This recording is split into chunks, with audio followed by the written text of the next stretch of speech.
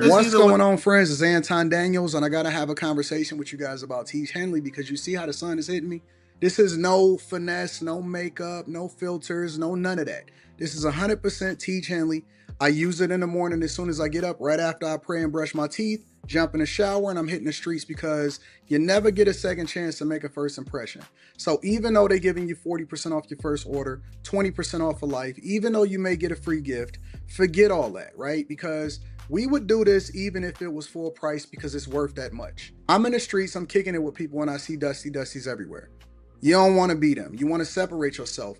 And the way that you separate yourself is self-care. Ladies get it for the fellas. Fellas don't wait for the ladies to get it for you. I'm about to hit the streets right now and I'm feeling confident. I'm feeling great. I mean, I already got confidence, but to have that extra boost of confidence, knowing that you've taken care of yourself and you set yourself apart from all of the rest of the sheep that's walking around making bad decisions on a daily basis. And it's reflected in their actions. It's reflected in the products that they use. It's reflected in the people that they follow. And so if you're trying to level up, if you're trying to make sure that you look good, they're going to send you the pack. They're going to give you all of the instructions on how you're supposed to use it. Then make sure you get your Teach Henley. Again, 40% off your first order, 20% off for life. Get your free gift. Make sure you tap in with your boy Anton Daniels because Unc is never going to lead you wrong. I would never have you use a product that I don't use myself. Again, they've been rocking with me for a long time. Make sure you get your Teach Henley. I love you. I appreciate you. I'm going to holler at you guys later.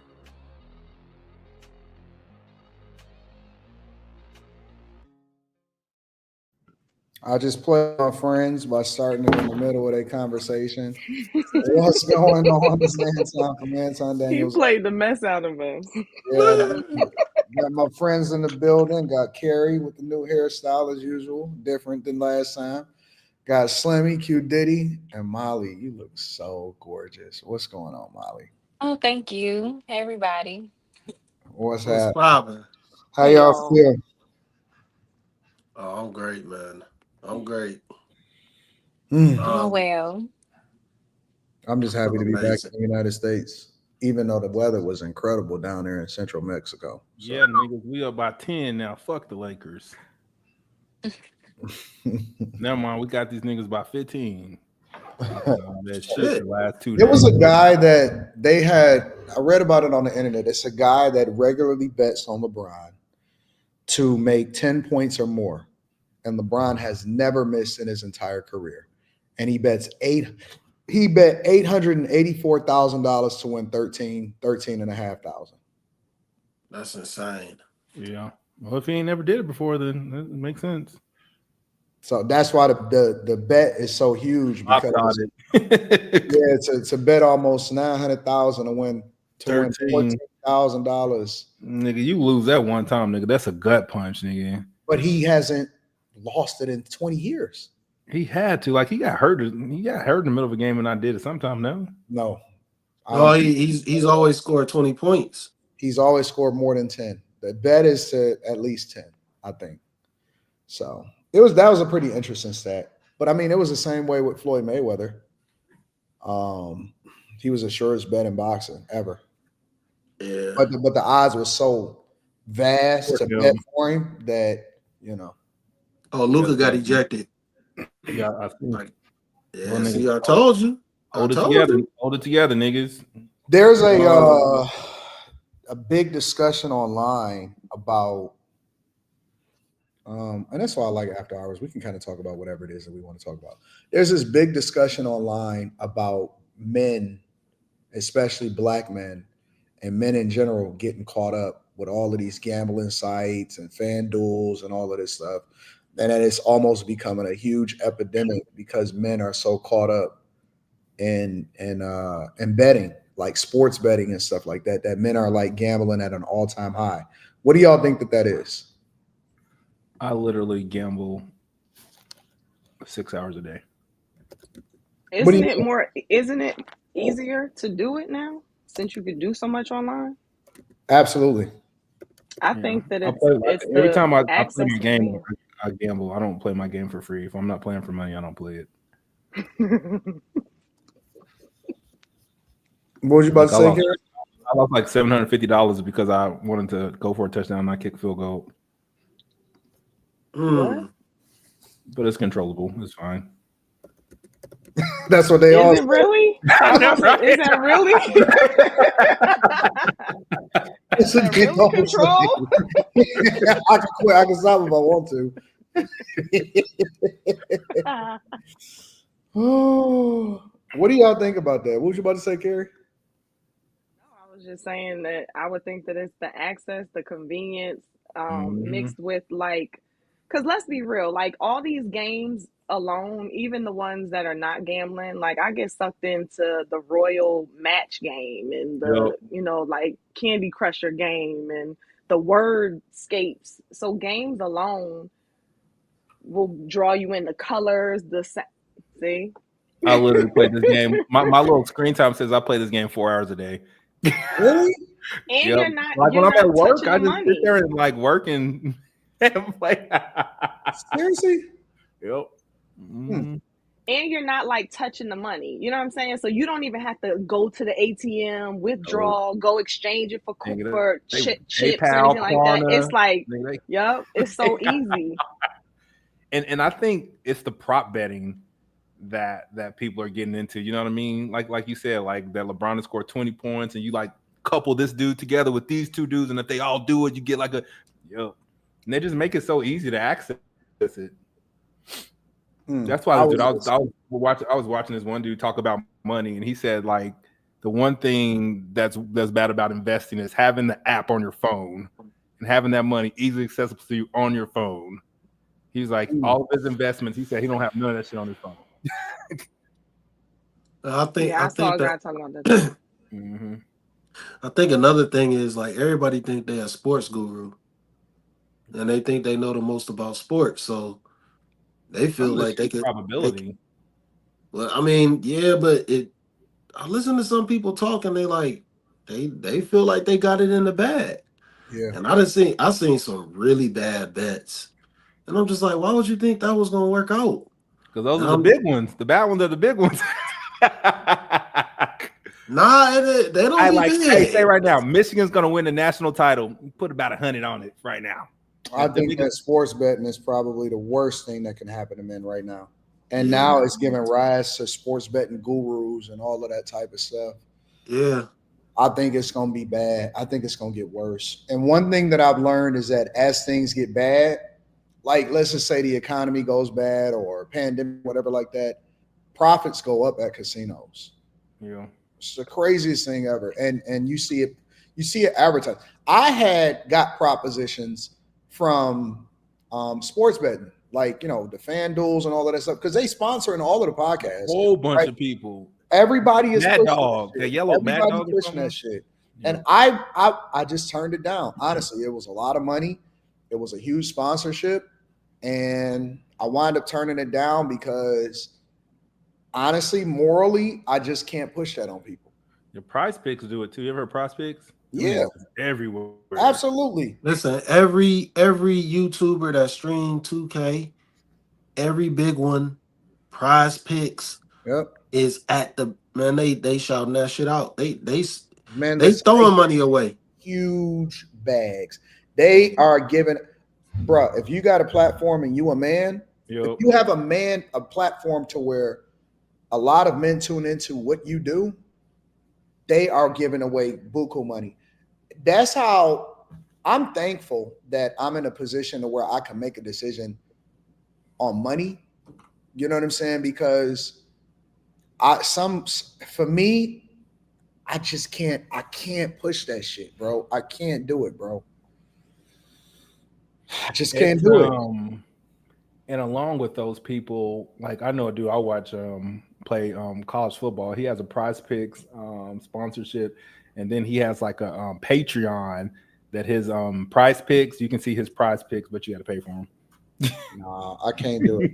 I can't, man. Like some stuff is just like, and when the money is one that Kevin Hart supports, because every time I see his ad, he on one of them like a FanDuel or something like that. Jamie Foxx is like a spokesman for MGM. Oh, yep. Shannon Sharp gets sponsored. Listen, they have no problem shelling out millions and millions of dollars. Instead of spending it on TV ads and stuff like that, they're spending it with content creators now. and I think it's gonna hurt men even worse. I think that men, young men, it's not even, bro. Gambling like that used to be like it was either for extreme degenerates. I seen gambling give rise.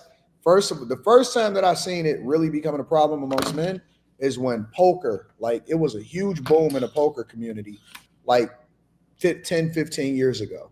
And that was when they used to do the World Series of Poker on ESPN and on TV and shit like that. And it used to be a big thing to where everybody, and I seen a movement, a mass movement of people that was moving over to DraftKings. Somebody said it in the chat, DraftKings.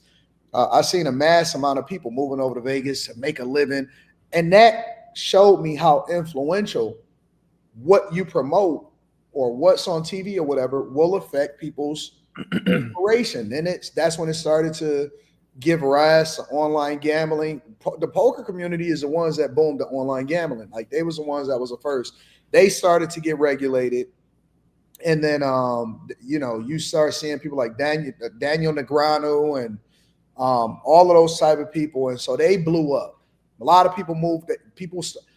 When I was following, the first vloggers I started following was people that had moved to Vegas from their home communities in North Carolina or some shit like that. And they would move to Vegas and they say, I'm gonna make it as a poker player and shit. Man, so many of them motherfuckers washed out. So many of them went broke. I was watching people go broke left and right. It was a huge thing, bro. And now sports betting is bigger than ever, bro. It's bigger than ever. I ain't gonna lie, they got me. They they let you gamble on motorcycle races now.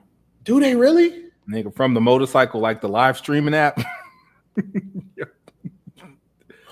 I ain't gonna lie, I put in a couple dollars a time or two. Nah. Can I ask, like, what effect is it having? Because I don't. Niggas is losing money. Well, I know, but I mean, what are they all talking about? I understand. It's a huge addiction. Guys are getting addicted to gambling. And so what's happening is they're spending more and more of their time on these sites. They're spending more and more of their time sports betting. It's taking a huge impact on their finances, and it's basically putting them in this cycle to where they're addicted. Like they're getting hugely addicted to gambling, which is basically taking over a lot of what they do on a regular basis. Yeah, the problem. So when you work in the casino, you got to learn about that stuff. And most people, they feel like what Quentin, I'm not saying this is your issue, but like what Quentin was saying, like they feel like they could stop. They feel like they could just go cold turkey. And they can't, they're not in control. They don't realize they're not in control of the situation. They are addicted, and people don't really realize how deep they're in it when they're actually and then when they're actually doing things. Yeah. They don't understand. Like people, like you gotta go to these classes and they tell you how people give up their homes. Mm-hmm. They put up their homes. They do. They lose everything. They lose their homes. They lose their families. That's like desperate, yeah. You gotta think of this. You were at a casino playing poker, and you gotta go home and explain to your wife that you don't have a place to live. Yeah. How? What? It happened. You know what? Somebody said it in the chat, and I didn't even think about it.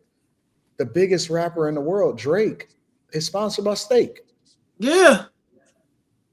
Aiden Ross, all of them dudes is sponsored by these gambling sites. All of the biggest streamer, they all sponsored by gambling sites, bro.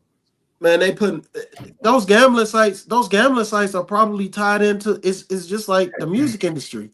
All those DSPs they're tied into the record labels. Those gambling sites, they probably tied into all the casinos. Yeah.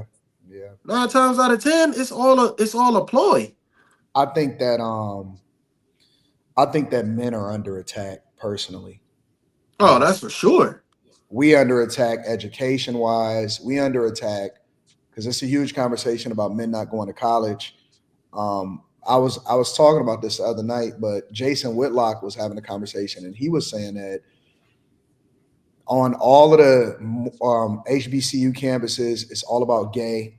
Everything is gay now. All of the men is gay. All of the dudes that take you on campus tours is gay. And men are moving away from going to HBCUs. I think we under attack when it comes to masculinity. We under attack when it comes to addictions. We under attack when it comes to fucking everything, bro. Everything. If you are a man, you are a goddamn target on every front at this point, bro. I remember a couple years ago, like it was a thing where women, they would just put online, like, if a man's trying to have fun, like, that's a problem. It's just like, what? Everything. Like, everything, bro. It's so strange, man. I just don't know. I don't know where this stuff comes from. I don't know, man. Shit is strange. Yeah. Fucking strange. I think that gambling is probably the worst addiction that you can have. Personally, I think it's the worst addiction that any person can have. I don't know. Yeah, man. I don't know if I think it's the worst, but I think it could definitely be tricky because I could see where somebody would use the very addiction to try to get out of the trouble the addiction has gotten them into. You know what I'm saying? Like, I've lost a bunch of money gambling. I'm gonna go do it one more time to get out of the hole that I done gambled myself into. I don't think there's an addiction that's worse than gambling at all. And if you want to go to any back street on Vegas, you can see that shit.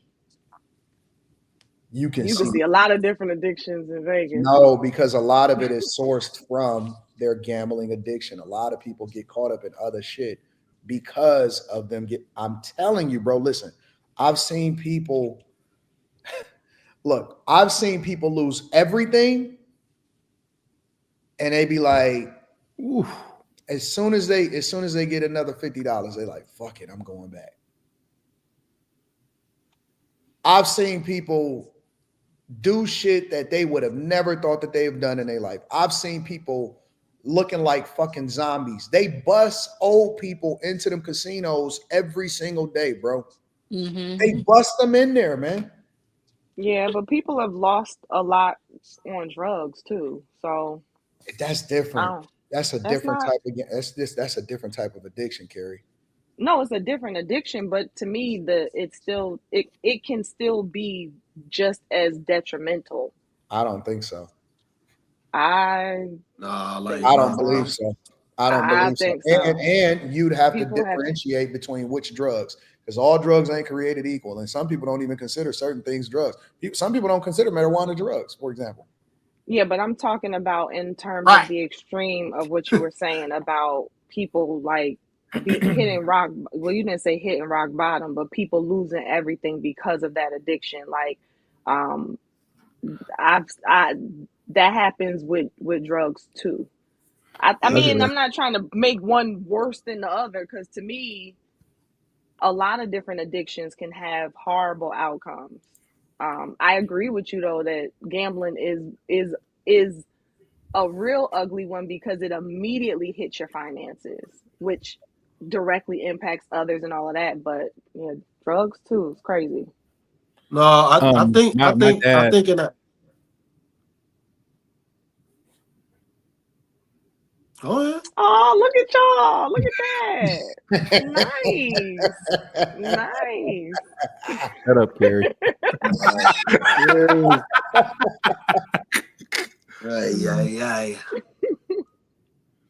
Go ahead, Quentin. You've been quiet for a while. My dad was the dare officer, and a drug is considered anything that affects the way your mind and body works. See, I should have went, man. This bullshit. That's a fair point. No, that's a fact. Yeah. But no, all I was gonna say was like, the crazy thing about gambling is like you probably don't realize you addicted to it. That's that's why I think it could be worse. No, they know. They know. Because with crack, like you could think about it like this. Think about it like this. Do you know what kind of psychological effect it has to have on you when I read stories every day? The little babies, all of that stuff, right? All of the rappers, whatever. Do you know what psychological effect you got to have to where there is no limit?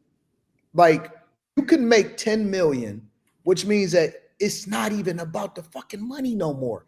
It's about the psychological impact of the action that places you into this space to where the biggest gamblers are Asians. Some of these people are billionaires, but they play because of the action. Sometimes it's not even have nothing to do with the money anymore. And they are willing to, think about it, they're willing to risk everything for the action, for the dopamine hit. Yeah, I think that's crazy, bro. That's for some. That's for some. No. And it's some people, they not high rollers, and they feel like they could get some money, and they're good at gambling, and they fucking over a lot of bread because they don't realize they're addicted. They do not realize that they're addicted to doing that shit, man. Like, it's bad. It's bad. It's bad. I ain't gonna talk about that, but yeah, they don't realize they're addicted, and I had to tell somebody, like, bruh, stop. I've seen people stay up for 3 or 4 days straight, and you like, hey man, what the fuck is going on? I'm trying to got hit the same clothes, they got the trying same to hit. I've seen people lose their jobs because they won't go to work. I've seen people do everything, bro. I've seen a lot of shit, bro. I've seen a lot of people fall off in life. Yeah, man. Like people be losing their job, losing their family. Yeah, they don't. I'm telling you, I swear, I don't think these people really realize what's going on. Think about and also factor this in, Kerry. PBL addiction. You got to factor this in. It's one of the very few addictions that's legal. Right. Yeah. That you go into these places, No, they pumping oxygen in there, and they don't have no fucking windows. And ain't no windows. Yep. They give no windows. They give you free drinks the whole time that you're there, and you don't know what time of day it is. I'll say it's no clocks either. It's always no. You don't know what time of day it is. No nothing. You don't know nothing but the machines changing money and the tables. Chips. Whole idea of changing money into chips. It's a psychological effect because you don't look at it as valuable when you actually hold the chips versus the cash. All of that shit. I can say that I'm seeing more of these random like places popping up where it's like just blacked out glass, and it might be one sign that says something random. It might say game play. I asked my husband, like, what is that? He's like, they're in there gambling. I was so ignorant. I thought you could only physically like gamble at casinos. You know what I'm saying? But then when I came down here, I was like, they just have this place just set up in the strip mall. You can do that shit right from your computer. You can do it on the phone. You can do it anywhere. Yeah. Anywhere. That's you can crazy. Do it anywhere, anytime, any place. There is no limit. No fucking limit. They're not trying to limit that shit. What? All of the sports is now integrated with it because the NBA is integrated with partnerships. Baseball, all of this shit is integrated now. Everything is a fucking light, a fucking something. It's everywhere. It's everywhere. And I think that is the biggest sleeper problem that nobody is really talking about. Nobody is having a conversation about, and it is going to become a problem. You throw that in the mix with all the other people dealing with, it's over. I played Prize Picks during the college football season. I'm all right though. I'm not addicted. I'm not addicted. Like I know Every not. time you I know say not something, to, you're like, I can stop if I want. I can't. Like I know not to bet on my own team. Like I know that. I don't. But yeah, I play Prize Picks during the season. I think my cousin's addicted, but she's always winning. Like she sends me a screenshot of her stuff. She's always winning. It's so bad. I asked her, could I like put into the kitty? She's always freaking winning. But they go to the casino. Listen, Carrie, if you believe that shit, I gotta bring you. No, she is not. No, she is not. Be very wary. She'll play with like $50 and walk away with like $1,000. I'm like, really? She You done believe paid that us shit, 1,000 Carrie? and walked away with nigga She negative literally sends before. me She didn't tell photos you of the about it. little Carrie, but receipt thing. ask her how much No, she nigga. lose. How much she lose when she ain't sending the receipts? I'm telling y'all, I'm gonna ask her how much she thinks she'll Listen, do I had on a it when dude this that she used to year. do that. He used to go to the casino all the time and he'll post on Facebook his receipts. I'm like, nigga, you didn't when post she yesterday, nigga, you lose, lost. when she lose, I bet you she a fucking crash dummy. Yep, she don't say nothing. I bet you she a Silent. crash dummy when she lose. Probably be Yep. emotional, broken up inside. I don't know. I'm gonna ask her. She be winning a lot Do though. you really believe that she's a winning? There are no winning players, Carrie. She There are she's so zero. adamant. Losers. She's like she's so adamant about like she seems like she's disciplined. Like I only will play with this amount. That's it. When she wins a certain amount, she takes some off the top. Then she'll play the rest. And like This is what they all sound like. This is like the gambler starter pack. Everything you just said. Listen. This is what I know for a fact. There are am I the zero. enabling cousin? There are zero. I don't give a fuck. Yes, who's ma'am. y'all. I don't care what's happening. There are zero winning players. Zero. None. There are none. Casinos are not built on winners. I get it. I get that. There is zero. Zero. And most people do not post the losses, they only post the wins. Yep. If you not listen, bad. if you're not going for entertainment, purely entertainment, and don't trick yourself into thinking that you're going for entertainment when you're not. If you're not going for purely entertainment, straight up, then you are losing. I'm telling you, there are no winners. You are paying for that shit. Straight up. Quentin is addicted. We gonna have to get him. No, I'm not. No, I am not addicted. We got to get Quentin into a treatment program. I'm so addicted. No, I'm That's not. part of the reason why I got off of social media because they use that same It is. psychology when it comes to you scrolling. That's why people just scroll and they lose track of time because you never know what you're gonna get and your brain gets hooked because it doesn't Right. know. They use the same methods, so I don't deal That's with for That's it. true. mentally Cause weak I people. was like, one more scroll. I'm gonna find something I good. I One more It's can't scroll. intentional, I yeah. can't get addicted to anything. Fucking up your sleep. Nope. It does. I can't get addicted to nothing. And that's true. I did get banned for Zero. winning. When I hit hard, because they'll push you off. Trust me. Listen, you start winning too much in sports betting or blackjack, they will absolutely ban you from the fuck. They will say, no, we don't want your action. And if you come here again, you trespassing. Yeah, they some hoes On for the that. app? Yeah. No, You have in an in app? a casino. They could do it in the Oh. app and a casino if they want to. Yeah, They they did they that some to me hoes. before in the They don't casino. Like see you my winning too problem with much? that shit I is was winning. Hmm. my problem with that is like you rig the casinos a certain way for people to lose all their money. You don't want them counting cards. You got all this shit fixed up against the skilled players, the players who really are skilled. You don't allow them to play the way that they could win. And then if they make too much money playing the way you want, you gonna kick them out? Listen, they don't mind you winning at other games because they know That shit's based off of sick. probability and math, it's okay. They don't care about craps. They don't care about baccarat. They don't give a fuck about none of that. You can win $1 million. Yeah. They're gonna be like, come on back. But anything that gives a house edge, right? If you are it's sports betting and it's blackjack.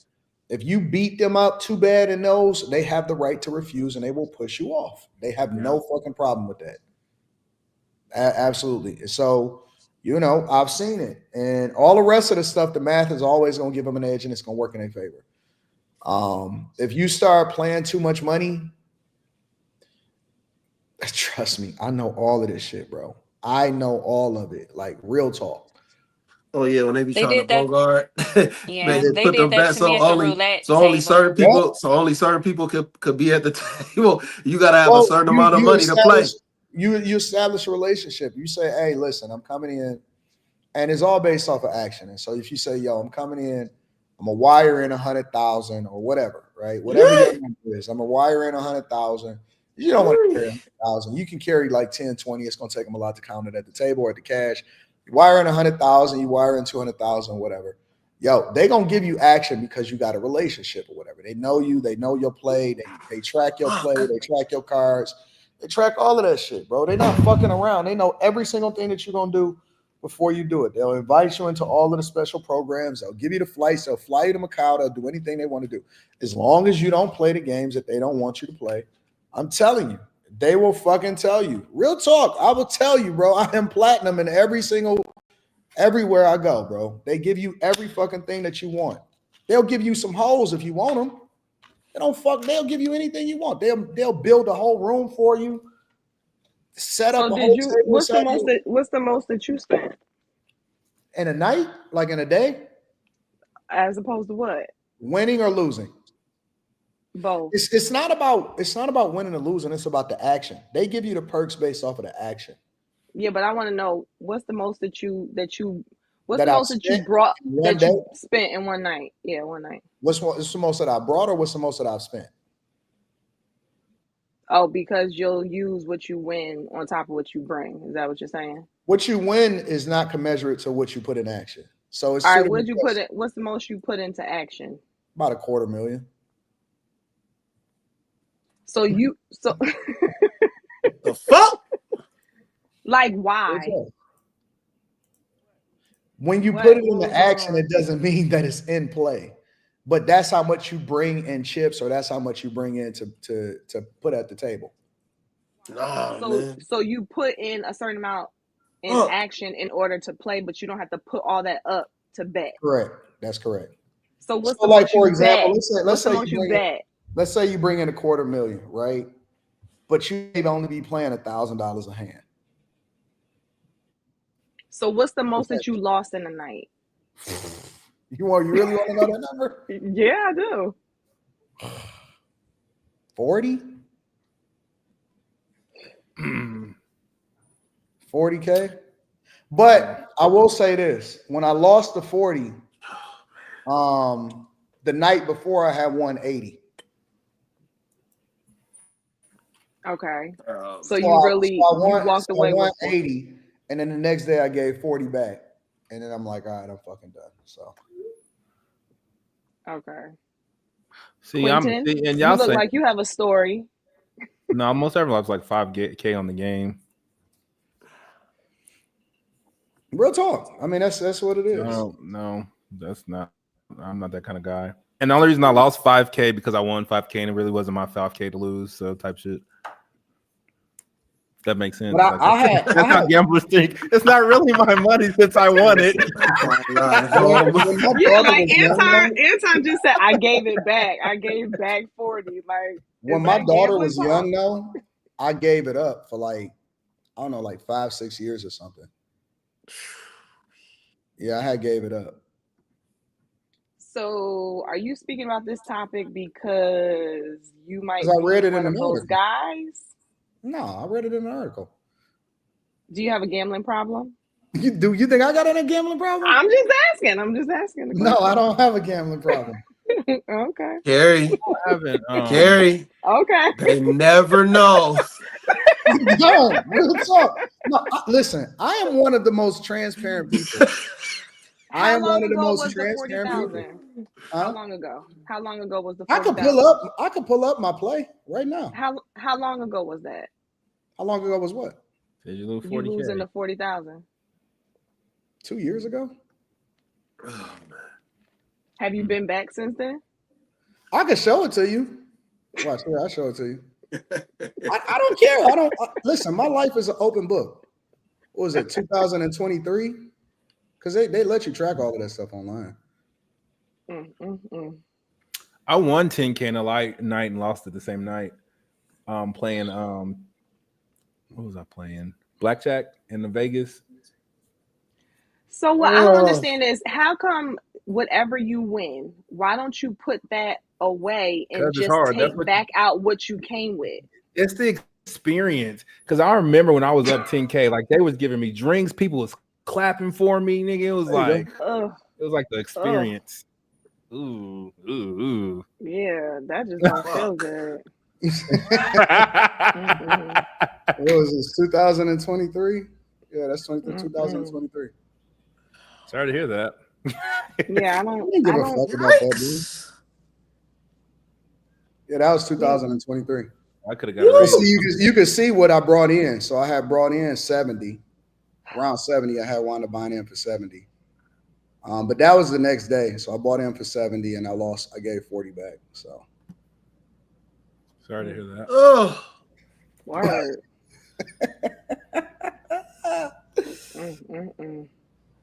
Oh man. Yeah, I bought like a $2 lottery ticket the other day. Is that gambling? You alright, Slimmy? That's some people's salary. Ladies and gentlemen, ladies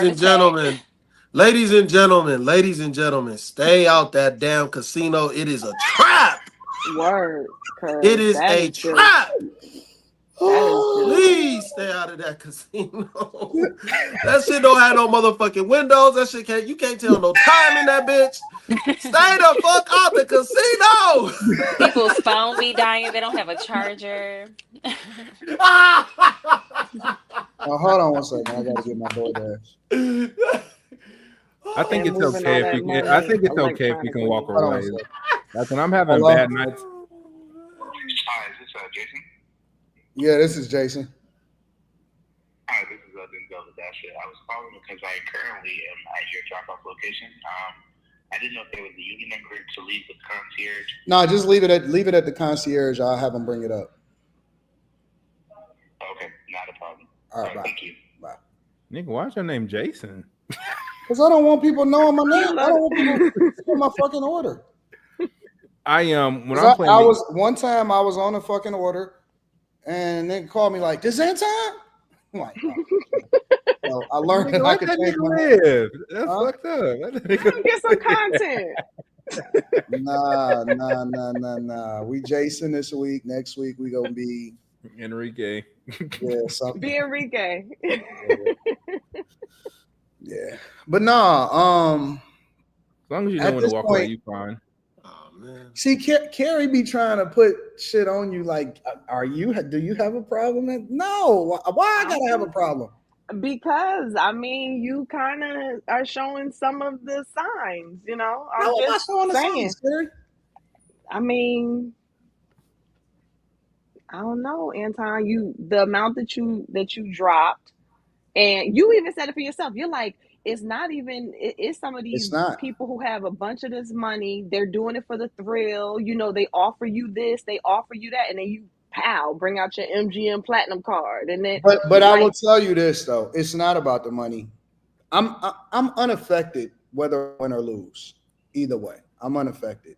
I will say that a lot of times you realize that you're so unaffected that even when I win, like when I won the 80, I gave away 10.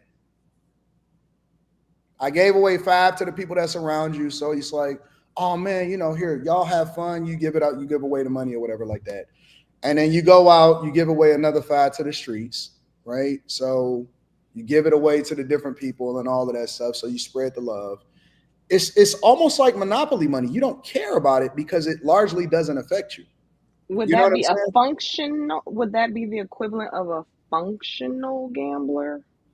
No. What do you mean? Like a functional alcoholic. Like somebody who drinks alcohol, they would be like, they might be an alcoholic, but they'll be like, I'm fine. Like I go to work on time. I pick up my kids. I cook. I do everything I need to do. It's okay. I just have a drink every now and again in the morning and the afternoon and after work. It's all good. 4 times a day. I'm happy. That's funny.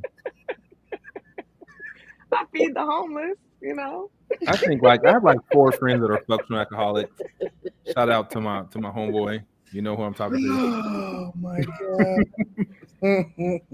If you are an alcoholic, see, Carrie is conflating because to be a functional alcoholic means that you would have to be an alcoholic. That's much different than being a casual drinker. Slimmy, is this what they sound like? Is this what they taught you in the gambling class? the dealer class? Look out for that. I don't want no dealer class. I want there to be no dealer. You got to take that class just to work in the casino. I think that this is what they sound like.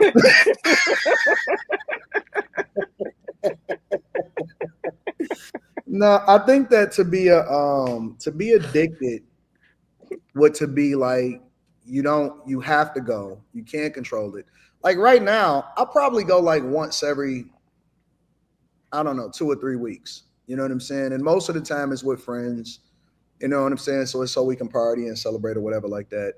Because I get everything for free. And so I also utilize it so that I can give people hotel rooms that need it, that may be on rough times and stuff like that. But you go like every 2 or 3 weeks when it's, you know what I'm saying, when it's convenient.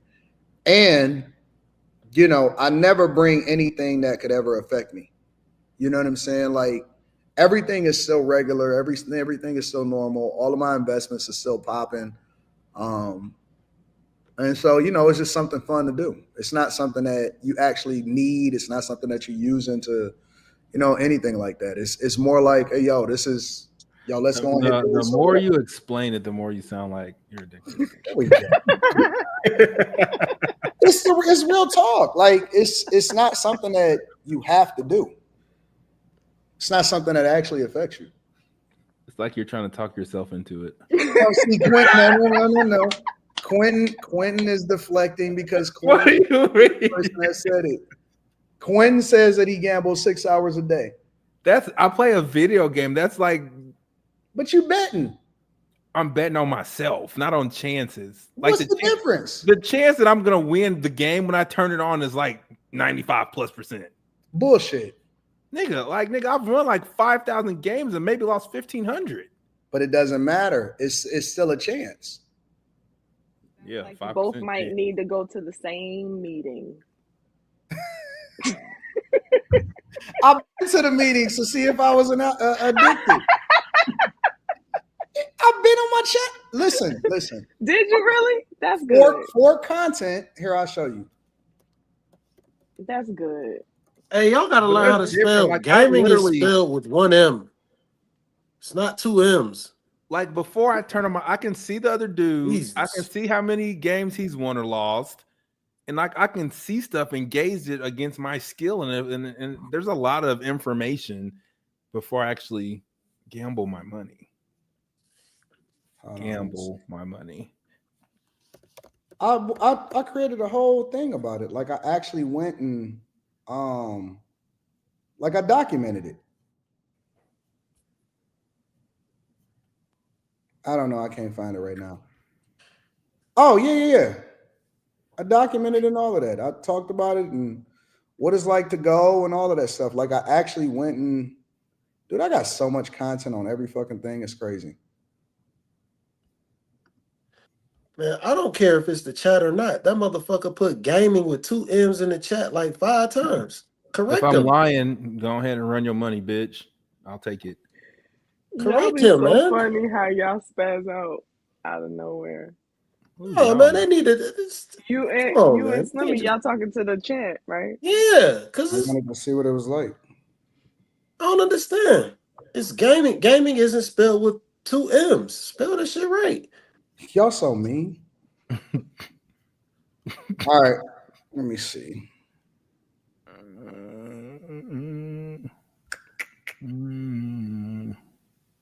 We don't want to look at that again. Yeah, chat lives matter. So get the chat together and tell them how to spell. Yeah, I did a whole thing where I actually showed and all of that. And the whole here we are. Look like it's here at a church. We're going to go in, check it out, and then I'm going to give y'all my thoughts as usual when I get out. Like I documented the whole thing. Look at this.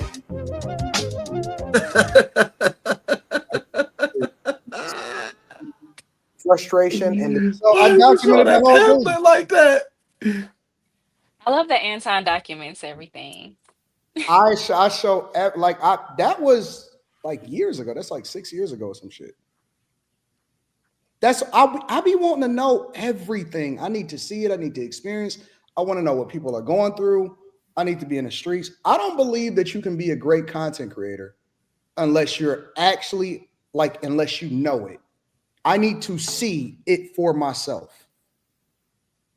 I have to see it. So I have to go to the Gamblers Anonymous. I got to go and see how. No, seriously, you got to see how homeless people live.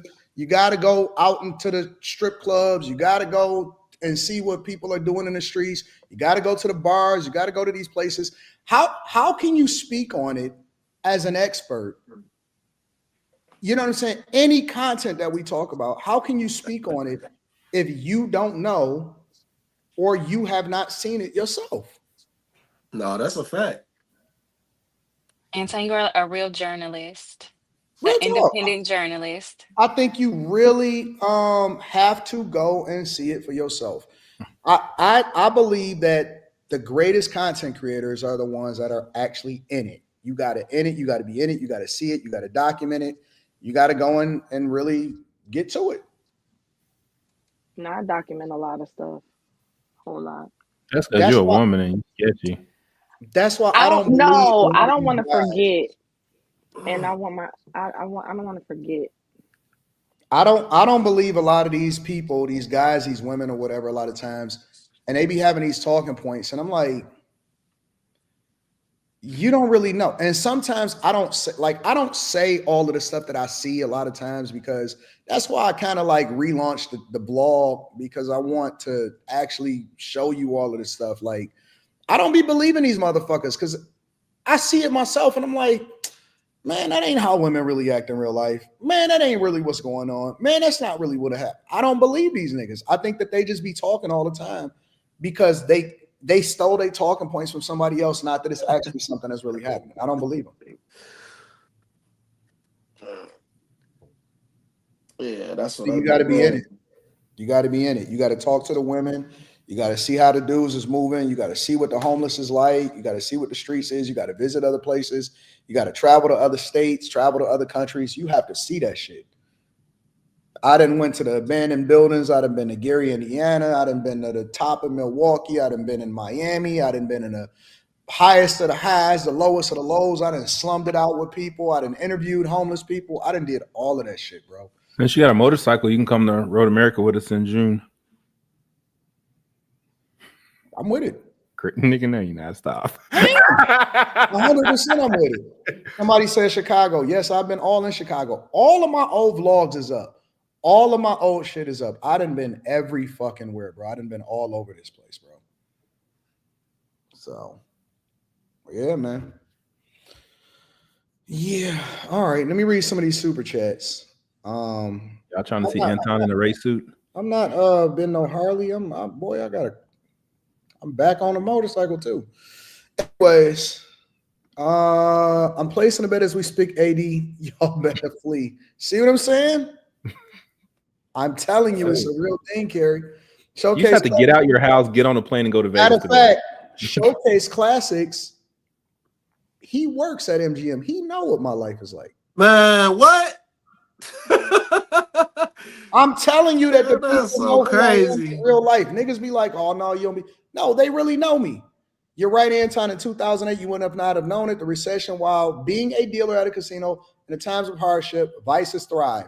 I know these people in real life. The people that be in my chat, the people that be interacting and stuff, I know them. So he know I ain't capping. He know what's really happening. Darian Murphy says poker started to rise after that movie Rounders. So AD's point is media has a big effect. That's a fact. Executive Suite MLE says gambling has always been addictive. Online betting took it to the next level. Same game, new medium. Still need to be in a state that allows gambling. That is true. That is 100% true. Kim One says at least they have a choice in what they gamble in. I'm forced to gamble over $3,500 a year in the Social Security and Medicare. That won't be there for me. Let me see. In our community, I've seen far more people destroyed by drugs. Gambling is a first world addiction. No, gambling is a worldwide addiction. I was in central Mexico and they didn't have shit down there. And they was like, yo, we got this casino over there, though. That shit terrible, man. I'll show you the footage. It's going to come in the next vlog. That shit is terrible. Oot Milk says, off topic, why Q Diddy in a prison jumpsuit? Joking. She just joking. 6'8" Aquarius says sugar is worse addiction than drugs and gambling. He might have a point there. Shy Guy says Bruno Mars is a gas. Yes, Bruno Mars. They say Bruno Mars be tens of millions of dollars in debt. That's why you got to keep on doing these residencies. I thought he said that wasn't true. Well, of course they're gonna say that's not true. What are they supposed to say, Carrie? That's what you said, though. That's what who said? You said that you don't have an addiction. What does this got to do with me? I thought we was talking about Bruno Mars. What is a residency? So residency is when they do like multiple different when they do the shows over a longer period of time inside of Vegas. So he's what paying Usher his is doing. Through so shows. Usher had a residency in Vegas where like he did like a whole bunch of shows like throughout the whole year. It used to be to pay off a gambling debt. No, it's just that they got a whole bunch of shows. That's what they said. That's what they said. Okay. No, but you know, while they're in Vegas, they say he gambled tens of millions of dollars at a time. But what if, to your point, it didn't affect anything, and he gave half of it, and he gave some of it to people? Here's the thing about Bruno Mars, though. They say that he also like drug addicted too. Mm-hmm. I heard that. Yeah, but that's a different addiction. Yeah, but you can't combine addiction. You can't be both. I'm just saying, what if he has? No, Carrie, you can't. You gotta pick one, and you gotta manage it effectively. You can't be on coke. That's true. Maybe and you can't be an alcoholic and be a good. No, you gotta pick one, fam. That's expensive. Hey man, hey Messi. Hold on. Let me read some more of these super chats real quick. A lot of times at the core of addiction, there's an emotional damage or some kind of psychological trauma, and use addiction as a coping mechanism. Daddy Day Trip said, have commercials saying stop harassing players because you lost. I gambled online and turned $5 into 1K. I can see why people are addicted. I bet you didn't stop. Reggie Lewis says you can only serve one God. Vices are lesser gods. Weed out the weak. Go broke by serving a lesser God. Brother Carpenter says, I did surveillance for a casino for 8 years. Middle and lower class people would have a lifetime of losses up to $300,000. It's insane. Yep. Five Brown says, sadly, this is home for me. My younger brother has developed a gambling addiction. He borrowed $1,500 from me, never paid it back. He also borrowed my car, hasn't returned it. I haven't heard from him in 2 months. Truly hurt. I'm telling you, it's a real thing. Man. Five Brown. Arnold says, Carrie, Carrie, you do too much sometimes. Chill. What is that supposed to mean? I don't know. The man says, how you doing tonight, Jason? Looking good, Molly. She's a troll. Don't mind her. Hold on. Damn. Here I come. Gotta go get my food. She's a known troll, aka bitch. I got time for that though. I just ask questions back. Come back, pay more, and tell me what that means. What does you do too much mean? And what does I have to chill mean? Like, be specific. I don't know. I feel like he was asking too many questions. I don't know. Well, I mean, that might mean that you should ask more questions. Maybe you ask too little questions. Yeah, I don't know. Hi, my name is Anton. I'm not a gambler. You don't say Anton. That's Anton. You gotta say whatever. So you gotta say, hi, my name is Anton, and I'm an alcoholic. I haven't drank alcohol. I went to Alcoholics Anonymous before too. For why? Because I wanted to see what they're talking about. I was inspired by the movie Fight Club, and remember when they met? I remember that movie. Yes, they would go to all of these different classes so that they can, you know what I'm saying? Because they wanted to see different stuff. I don't even drink alcohol like that. Yeah, Alcoholics Anonymous. I went to Alcoholics Anonymous. I went to a bunch of them, bro. I've seen heroin addicts, all of that stuff, bro. Yeah, I just don't drink and I don't do drugs, so I'm fine. That's good. And I participated, like I was actually a dope fiend. And I eat fruit and vegetables. It's like, man, what you mean you was a dope fiend? You was playing a role? You just like slid that in there like real casually. Well, because you went there and mocked them. If you go, first of all, a lot of people that go to these meetings, they are they go regularly. You know what I'm saying? So it's not like if you go to it that like they know that you're new. They know that you're unfamiliar and all of that stuff, right? So, a lot of times you want to make sure that you kind of like you want to fit in or you want to participate, because to get the full experience, you kind of got to participate. You know what I'm saying? You can go and just sit there and look like a weirdo, or you can go and read the pamphlet and say the prayers and all of that shit. And so I'm like, yo, my name is Anton. I'm an alcoholic. Hi, Anton. And they do the whole thing, and it was a great experience. Man, y'all gotta listen, bro. Some of the most fun things, even if you're not a content creator, some of the most fun things to do is to go and just like participate. You may not even be that. You may not do none of that shit. Just go and just be a regular. It would be a lot more difficult. Did you go to get the cuddles? No, I'm gonna get it though. I'm gonna order a cuddle. I tried to, but I couldn't do it. I tried to put in it for a corner, but they wouldn't let me do a payment plan on my cuddles. Listen, bro. Listen. If y'all want to really experience life, go and do shit that's just like you would never do. Anything that you think of, just be like, all right, I'm gonna go. No, I agree with that. I'm not telling y'all to go and smoke cigarettes and become not nicotine addicts or nothing like that. But what I am saying is that you don't know unless you see it for yourself. So I want to see. I want to go to the top of the buildings. I want to go to this place. I want to see how it feels. Like, this is the honest to God truth. Rita stopped me from this, but I almost did it. I was about to do this thing where I was homeless for like 2 weeks. And so what I was going to do was I was going to do a documentary where I basically tried to gather my equipment and then live on the streets for like 2 weeks and see if I was able to see what they endured through, right? See what was happening, like in the cold. How do they survive? What's the shelters like? Because I want to see it. I have to see it. I have to experience it for myself. So my goal was to go homeless, basically. You know what I'm saying? I was going to set it up to where I was going to be homeless, that they would still, Rita and them would still have access to me and stuff like that. But basically, I had to survive on the streets. They couldn't give me no money. They couldn't do none of this stuff. If I had to panhandle, I was going to panhandle. If I had to go and, go and sweep some random supermarket, that's what I was going to do, because I needed to see it for myself. Oh, not that. One of the guys from Wu-Tang Clan did that years ago. I forget which one.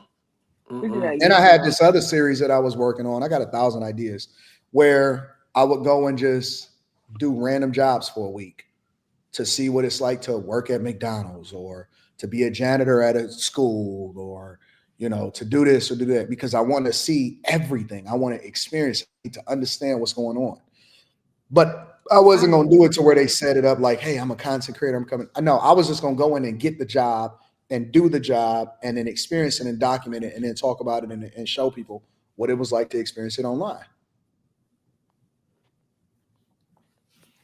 So I got 1,000 ideas that I want to do. It's getting more difficult as my platform become a little bit more popular, but I want to see it all. I want to experience everything. I used to watch that guy. I can't think of his name. But what was it called? The messiest jobs, or like the dirtiest jobs? Yep, 100%. I used to love that show. And you know what? For all of y'all content creators out there, all of y'all saying y'all wanted to get in the game, it's too difficult. All you got to do is explore the depths of your mind, bring it to fruition, and then go and take a chance. I'm telling you, there are 1,000 different ways to break into the content creation game, and there are so many different ways to get it, but so many people are reserved. They keep overthinking it. Just do that shit. I don't care about what people think about me. I say what my experiences is. I talk about what I really think, and if they criticize, they criticize. If they don't, they don't. If you want to be a content creator, just turn on the camera. Let me read a couple more super chats. Wally, meet me in the casino way back and losing money like a mother effer, still shooting crap somewhere else. I'll be back. Got millionaire status. We make so much money, the IRS be looking at us. Christopher Mayberry says we will start to see a slide for gambling addictions at the end of AD's lives instead of the "you can't censor me." HR, do you approve of this behavior? No, Carrie be on my ass. Carrie, I keep telling you. I'm gonna keep an eye on them. I'm gonna watch them. We make sure Carrie us as content creators on this platform, we keep carry out of certain things. MJ says, let me find out Anton's a discreet serial gambler. You coming to Gary, Indiana and speak the truth is the reason I'm rocking with you today. Yeah, I did. I went to Gary, Indiana a bunch of times. My DoorDash name is John Wick. My food be coming in quick as hell. Anton the Infiltrator. Hi, I'm Jeff, and I'm a Dookie Demon. Oh, Jesus. See? That may be the worst addiction, actually. That's the worst. That take the cake. That's the worst. If you are undercover Dookie Demon, then that's probably the worst addiction. Yeah. No, I think it's the ones that know that they are. Anton almost motivated me to smoke meth in the back of someone's RV. You know what my best experience is? Hold on. Anton gonna spend a month living with pimps next. Why I can't live with hoes? Why I gotta live with pimps? Y'all want me to get sex trafficked? You know what my best experience was, Carrie? Like going and experiencing stuff was back when the electronic music festival was like it was budding. It was like new, you know what I'm saying? It wasn't as commercialized here and stuff like that. Like raves, going to raves, experiencing raves, people partying overnight, all of that shit. That was probably the most wild experiences that I've ever seen in my entire life. It is fun. It's a lot of fun. Yeah. I know Yeah, Black I people don't like to get out of their element, but it's fun. It is.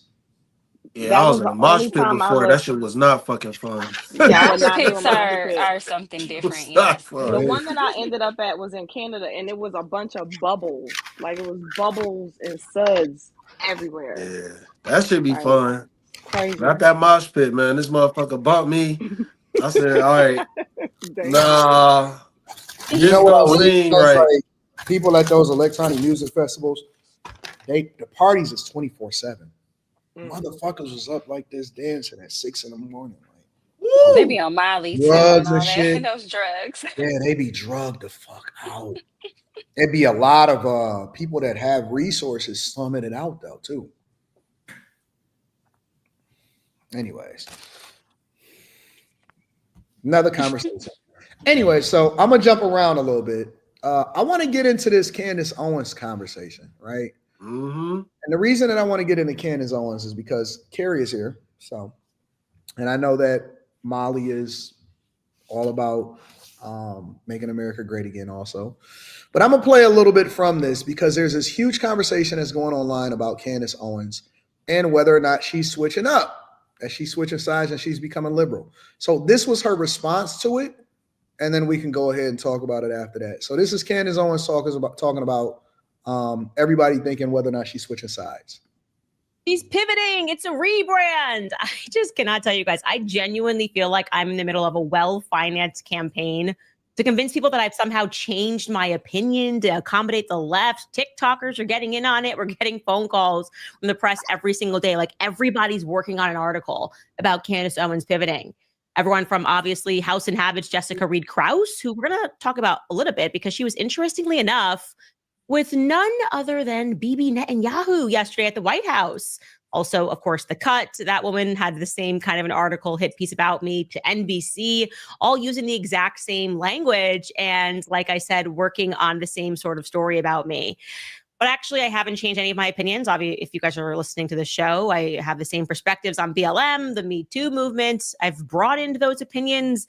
Vaccines haven't changed. Same person. So I'm wondering where exactly did the pivot occur? And I'm thinking about it. I'm open to the idea of it. And like I said, I did do Howie Mandel's show the other day, as well as Jillian Michaels. And I'll show you some of those fun clips. And I realized at least this. I've definitely changed. I think my positions have not moved, but I'm completely done. I mean, totally and completely done with the left versus right game in politics, because it is now just so abundantly obvious that there is something much more sinister that is happening. When we elect politicians, they're on a platform, they say this, they perform, they promise us this is going to be the mandate. I'm going to clean up DC. And then we send them to DC and nothing happens. So Candace has been super critical of this administration. One of the people that she's been critical of is RFK Jr. She's been really critical of Trump as far as his support for Netanyahu and Israel. And that is causing for people to then question her, because now she's saying that I'm not so sure that I support the Democrats or the Republicans. She's saying that she's more supportive of her religion and Jesus and whatever that means. She's been egging for a debate with Republicans like Ben Shapiro and stuff like that. And people are basically reacting to it. And a lot of liberals are basically saying that she's trying to get away from the Trump campaign, or she's trying to switch up. And there's different people like her and Joe Rogan that is starting to switch sides. What do you guys think about this rhetoric that they are basically saying that they're trying to switch sides? I think that's what it looks like to liberals when you hold somebody accountable. Like she can hold the administration accountable and not being switching up type of thing. I've noticed that, but that, I've seen some fuck shit that I don't agree with Trump did, but Trump 2028. Yeah, I would agree with that. I was gonna say, especially those two particular people, Joe Rogan and Candace, neither one of them have presented themselves to me as a person who moves in order to like ride the wave, or to they seem so strong in their opinions and their views that if their view changes, or if they have an opinion on something, even if it might go against what you think they think, they're still going to say it. So I wouldn't say that it means she's switching sides. And I understand what she's saying. Like, I don't want to play on the sides. I want to just be Candace. And if I have an opinion on this, that's what it is. If I call something out, I'm going to call it out. So. All right. Now, with that being said, though, all right, here's a follow-up question for y'all. Molly, I want you to start this off. Is it because we all have kind of been incentivized or, really pushed to either pick that you are on a Republican side or you're on the Democrat side? Even if you identify as an independent, you kind of have to pick a side in a way. And do you think that that's healthy for us to have to say, yo, we either Republican or we Democrat? And if, depending on what you say, can you speak on also the repercussions for walking away from the Democrat or the Republican Party?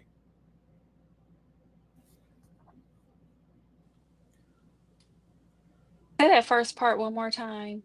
Like, Because I know what you're talking about. I've actually been following Candace Owens, and I think the left is taking a lot of what she's saying out of context, because even though she has been critical of this administration and everything that's going on, it's more so, I think, because of how deep a lot of the Hollywood and the politics and stuff is, and how connected it all is. And I think it's okay that she's calling this stuff out, especially because there is a certain community that has been trying to silence her, and her problem is that you everybody can speak on every other issue except this certain community, and she's being attacked for that. And I think she has been critical about Trump's work with Netanyahu, as well as him working with Elon Musk in the direction Elon Musk is kind of taking things towards the tech side. And I feel like we need to I think it's okay for people to be flexible and change their opinion based on what's going on currently. Like, we have to admit that this administration is a lot different from Trump's first administration. Um, there are some, and I said this on one accused panels, like there have been some things that I kind of like gave a side eye about, but I think we need to let the two-party system thing go. I don't even think it matters anymore. oh, that's I never. really, I don't I think don't that's ever know. going to happen. I don't think that we'll ever be able to let go of the two-party system. Because I think that what happens is, even when different ideas are introduced through other third parties, what we do is they just adopt them and they absorb those specific issues and they make it theirs. I think that that's why the Democrat Party has gone so far left. They started being tree huggers. They started going into the Green Party issues and all of this other stuff. Yeah. And they started adopting things that Jill Stein says sometimes and stuff like that, right? So I don't think that we'll ever get rid of the two-party system. I just think that it's going to always continuously evolve. I think they just want Candace Owens to switch sides. I think she's, and I don't blame her for kind of pulling out of it a little bit, a lot of the political stuff that she was into. She's supposed to have another baby. I'm not mad at her. Yes. I think that they're just, the left is always trying to find something to talk about or I got you moment or something like that. And but I I don't, don't and then understand the Israel thing. I genuinely don't. Like that's probably one they of the have only things that I have as a question or criticism of conservatives. I don't understand the whole Israel thing. I don't understand our alliance with it. Nobody has been able to explain it to me in a simplified process of Yeah, why I we're try. so gung ho dedicated to Israel. What you mean? I Why? Nobody has been they able to have, explain it to me. I don't this what I know. was saying. This what I was saying like early on. This is what I didn't trust this shit, man. Like I said this. I Well, said Trump this. also has beef with Iran. So that's probably why he's a little bit more latched on to You Netanyahu and all understand of that. them. You're right, Molly. We do have beef with Iran, and he does say that he doesn't want them to get a nuclear weapon. I understand that. Um, Nah, man. They But own I don't everything, know. man. They These own folks run everything. everything.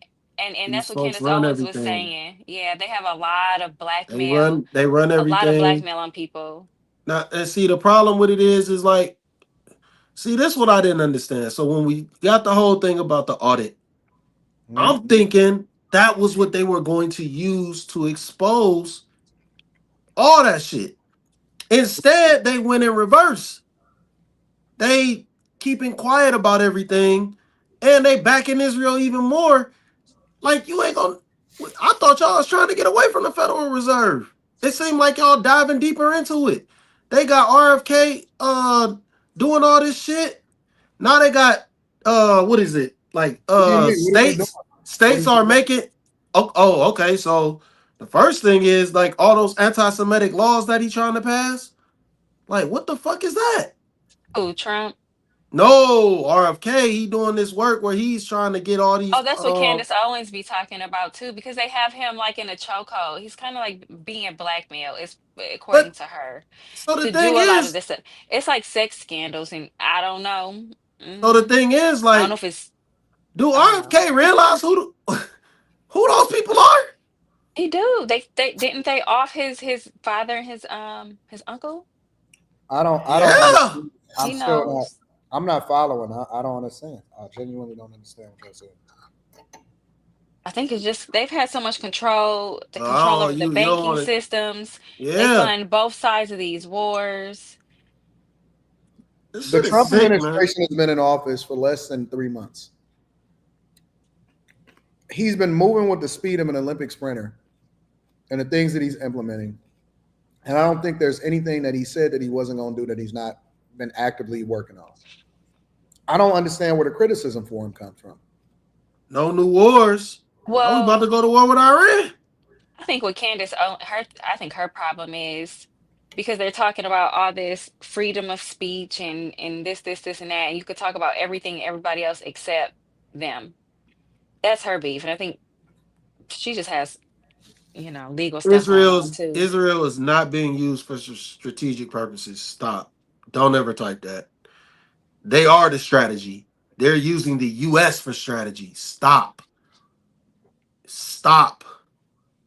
I'm Stop, man. You gotta stop. You gotta just stop typing anything.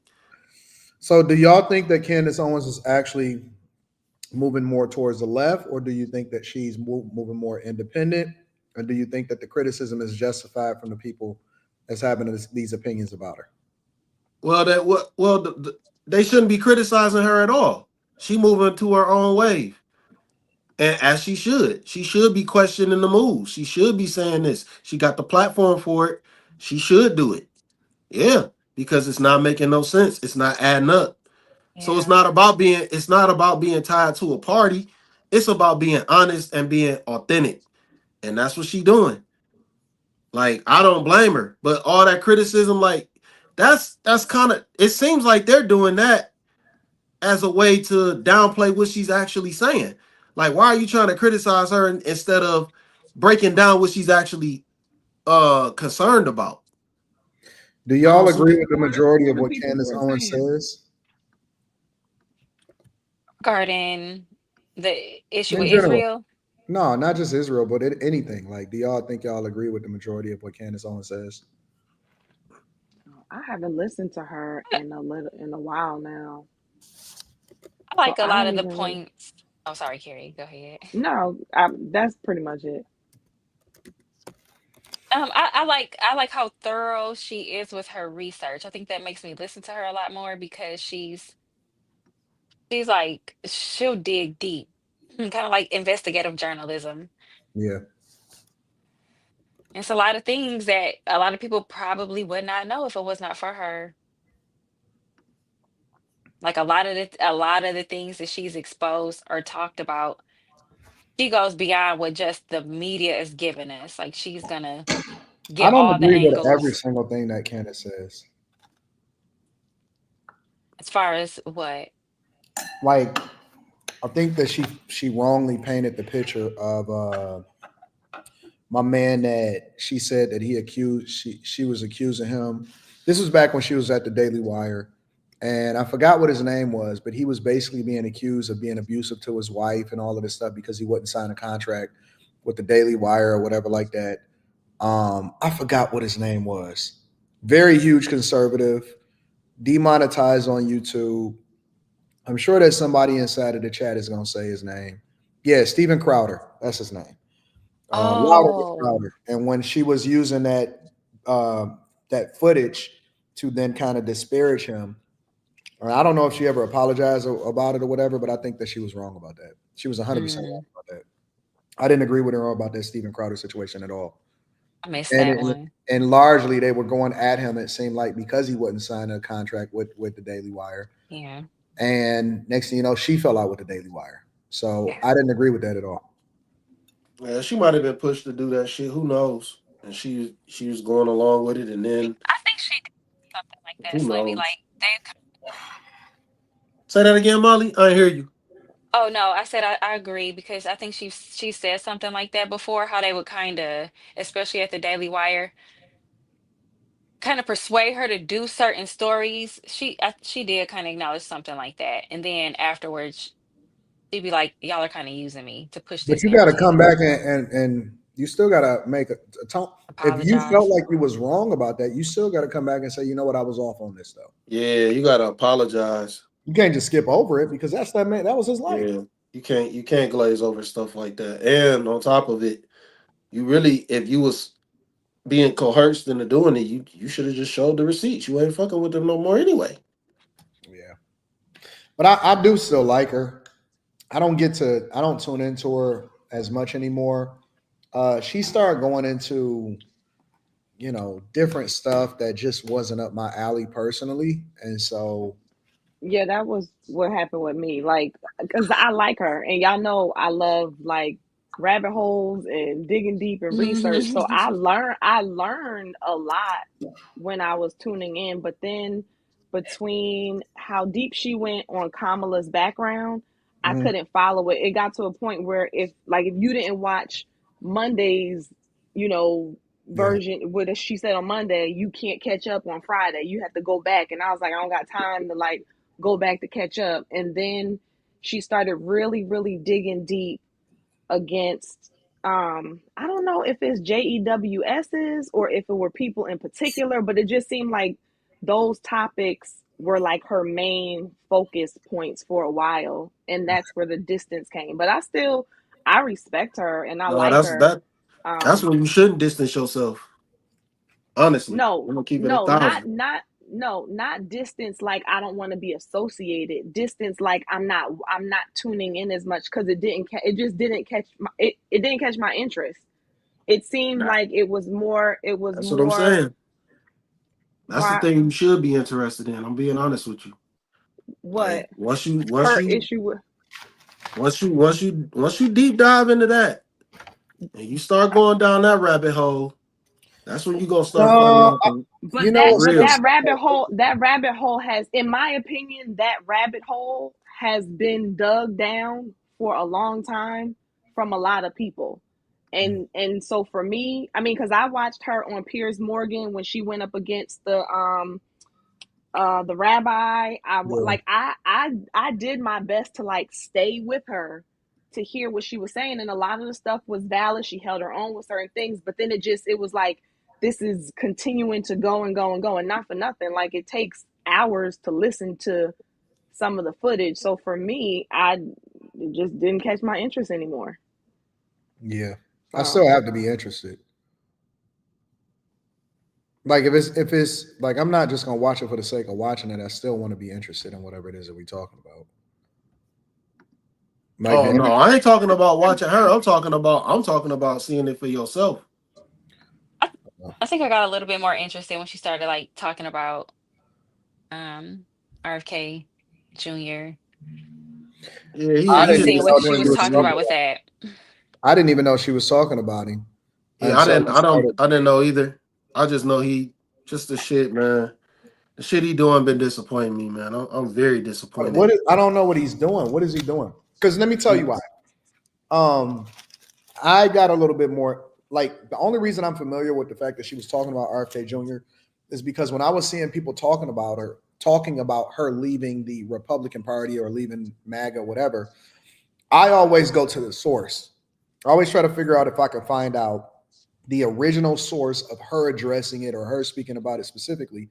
And so that's what I did. When I went into it, a part of the show that she was speaking about was her criticism of RFK Jr.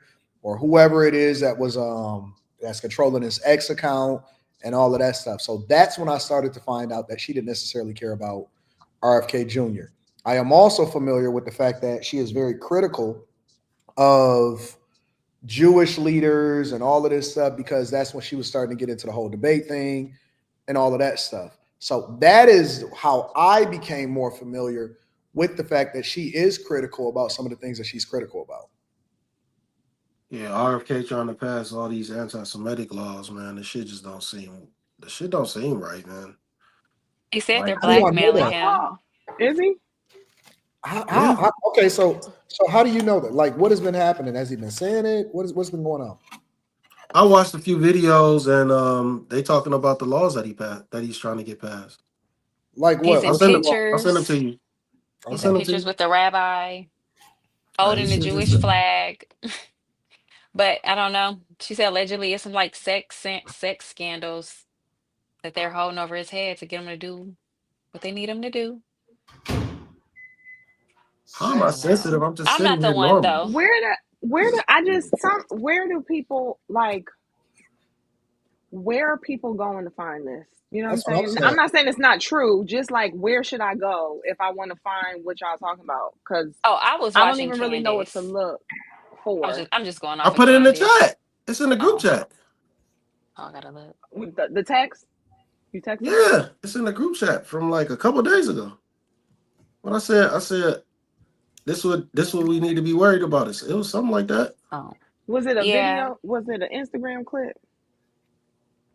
It might have been TikTok. Hold on. Well,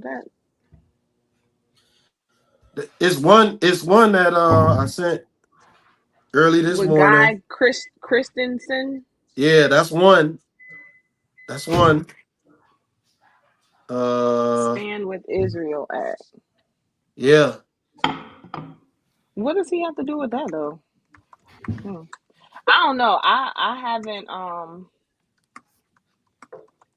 it's been difficult for me to like know what to follow. So I've been pretty much watching like the .gov websites, like when Trump puts an order in, or the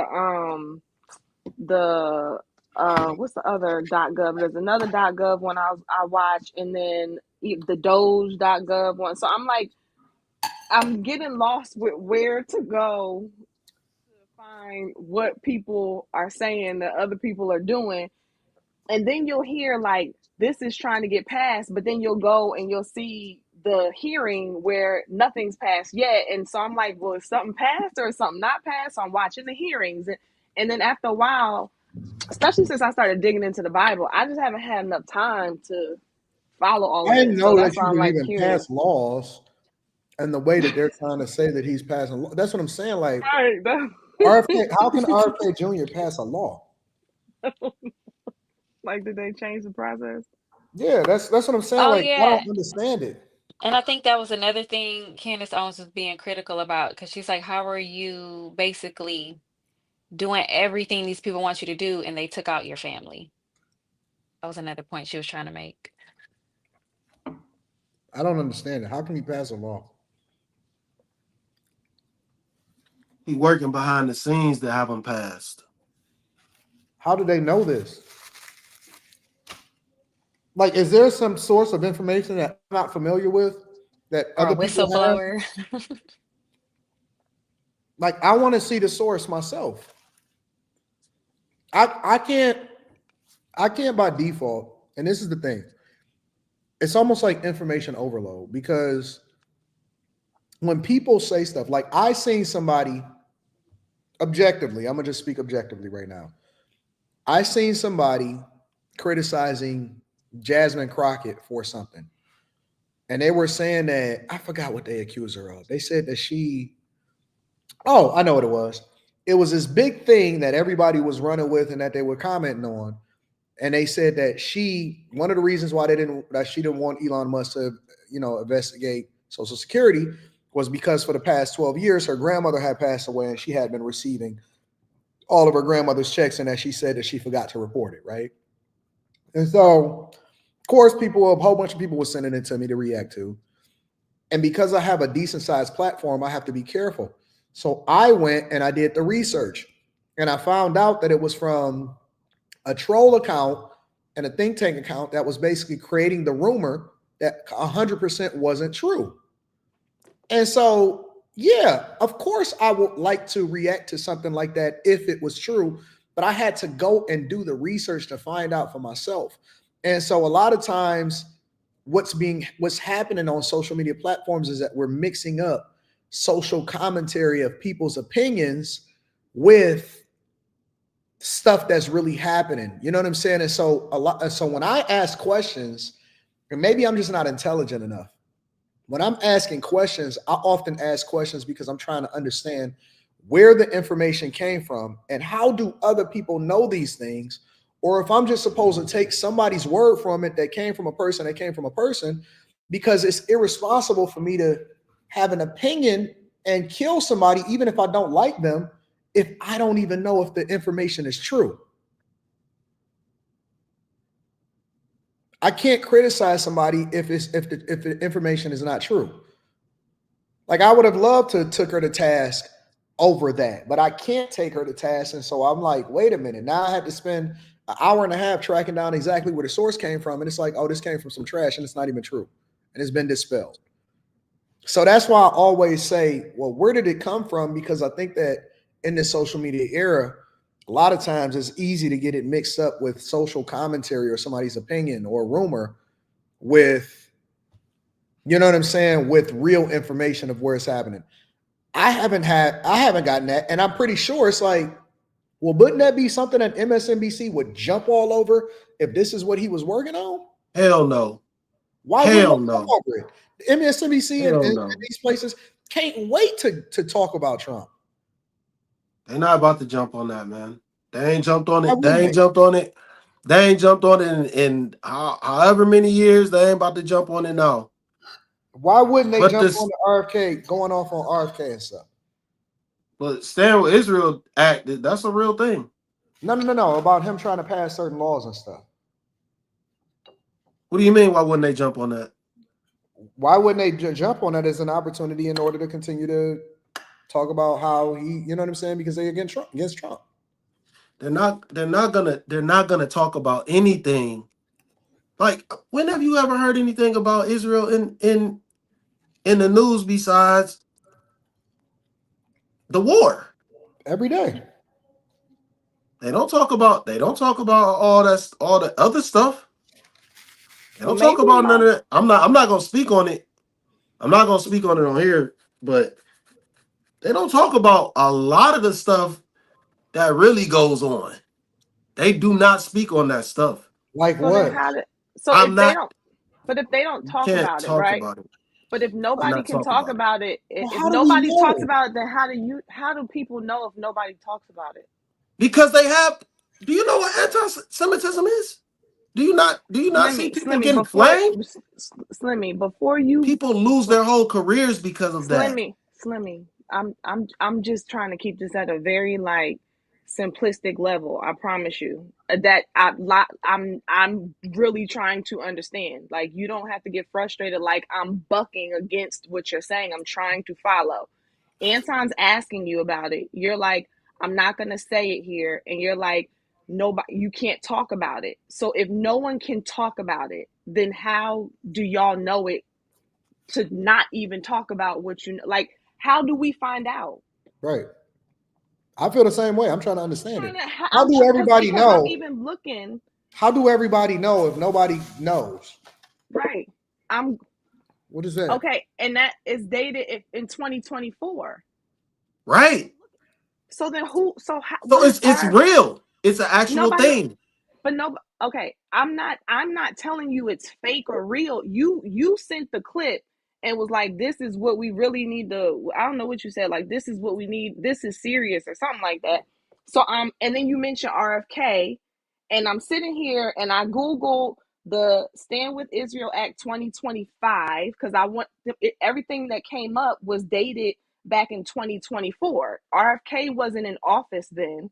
And then I Googled the clip that I just watched with the guy. He said that they passed it in his state, and the state he's in is Pennsylvania. So I Googled Stand with Israel Act 2025 Pennsylvania, and it brings up something about the Pennsylvania Treasury Department, which is dated June 27th, 2024. And when I read it doesn't say. It's like, when I go into one of these the congress.gov, it says Senator James Risch, he introduced it in November of 2024, and it says it was read and referred to the Committee on Foreign Relations. It was just introduced. It says that it hasn't been passed. So I'm just trying to find where you're finding what you're talking about so I can get on the same page, because I don't see what you're saying. And from his video, I don't even understand half of what he's saying in terms of the relevance, like, to me. And I'm not saying it's not important, but I'm trying my best to connect the dots, and I can't find the dots. So just, can you help, since you know so much about this topic? The video is right there. I mean, I don't know what more you want me to do or to say. So what am I missing from the video? Like, what would you say are the key things to take note of from his video that is of importance to us? Because maybe I'm missing it. I'm not averse to the fact that maybe it's going over my head. What more do you want to know? Never mind. What more do you want to know? I mean, it's plain as day.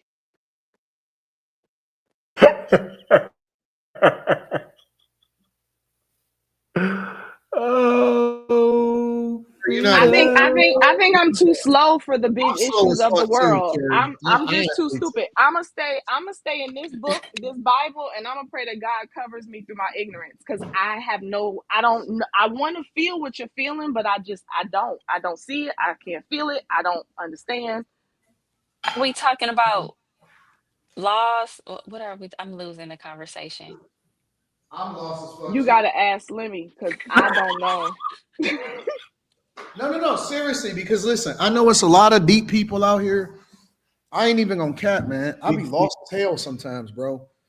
And that's why I only speak on stuff that I know personally, because yo, sometimes I'll be like, yo, I don't know. I genuinely don't know.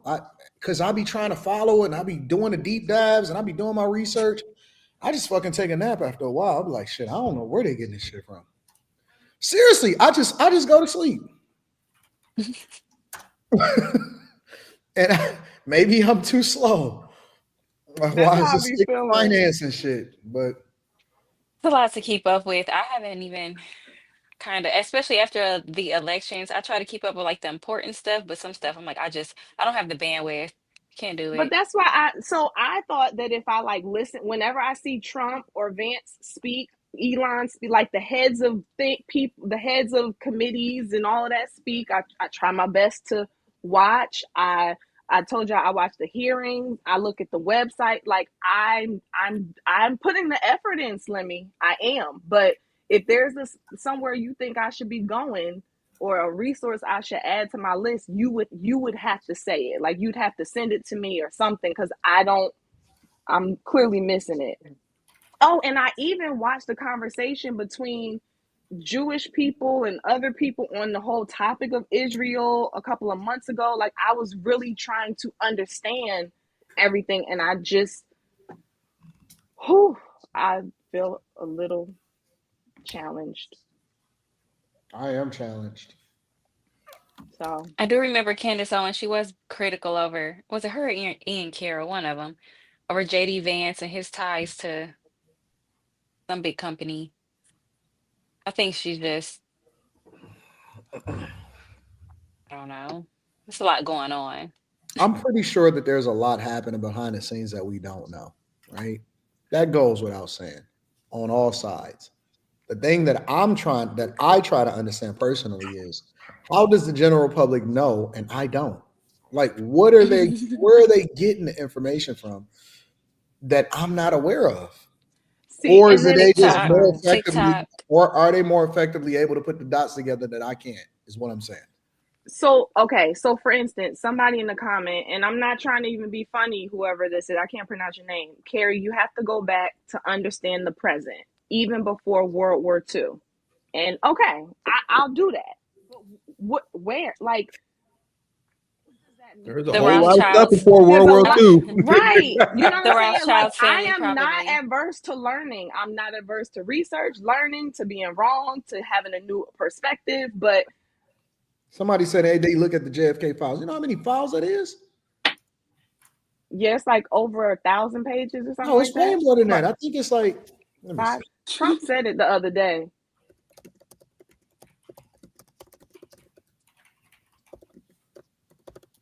Like, I'm not even trying to be lazy and be like, give me the Cliff Notes. Just give me where to go or something. Give me a hint, a crossword puzzle or something. Like, help me out and I'll go. But They say I got 4 kids more and than a 6 husband. million pages. Whoa. They More don't than want people to who? read that. More More than than how 6 many? million. They say it's more than 6 million pages. The most recent one, the ones that's being released, the documents that was released were more than 31,000 pages. Where 31,000. Yeah, did Trump y'all said read something like all of that. that shit? Ask Enrique, Carrie. No. Sum it up. No, seriously. Like, I'm looking at the most recent release of the JFK files. It's over 31,000 pages. Who read all of that shit? All those people that you said go to school. How much of that is redacted on top of that? They probably redacted a bunch of stuff out. And Okay. like, people be like, Anton, go read this. Like, what page, nigga? Okay, so Carrie, you have to research topics like who really owns the world, the Federal Reserve, the Jews in Israel, how presidents are chosen. Okay. And I researched that however I see fit. But I'm guessing there's certain sources you can trust and certain sources you can't. And then after I find that out, what do I then do? Like, am I researching to just be educated or to do something? Carrie. Somebody said, Carrie AD, do your research on APAC and what was the name before. Listen. Y'all gonna have to tell us. Just tell us what it is that we're missing, and then give us a reference point. Don't tell me to research a whole thing. Like they don't fucking know. Like, they know, but you can't say it. You can't say certain things without getting demonetized. No, in the chat, they not even talking. They just say, they'll say, hey, go research this. It's like, what part? Just tell me, nigga. Shit. You know what I'm saying? Like, if you tell me a scripture in the Bible or something, you say, hey, man, this is what happened when Jesus is like, okay, cool. And if you reference Matthew, you know what I'm saying, this and that and so on and so forth. If you go and talk about the parables or the Acts of the Apostles, like you can cite the script, they'll say the scripture, and then you can start to deep dive into the context or whatever. Give me somewhere to centralize my focus. You know what I'm saying? Like, don't. No, they're gonna direct you to a 8,000-page document. I learn differently. I can't read 31,000. After I will admit, I keep hearing read the book Behold a Pale Horse. A man told me in Kmart like 15 years ago to read that book. So I am.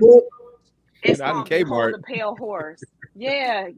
Way back then, he was like, you need to get off the grid. He was like, anyway, so that book, I definitely need to pick that book up because people have talked about it so much. No, but talking about getting off the grid, you straight. But my question though, and this is not like I won't research without this answer, but I do want to understand, is the purpose of all of this research to get people to understand something or to do something?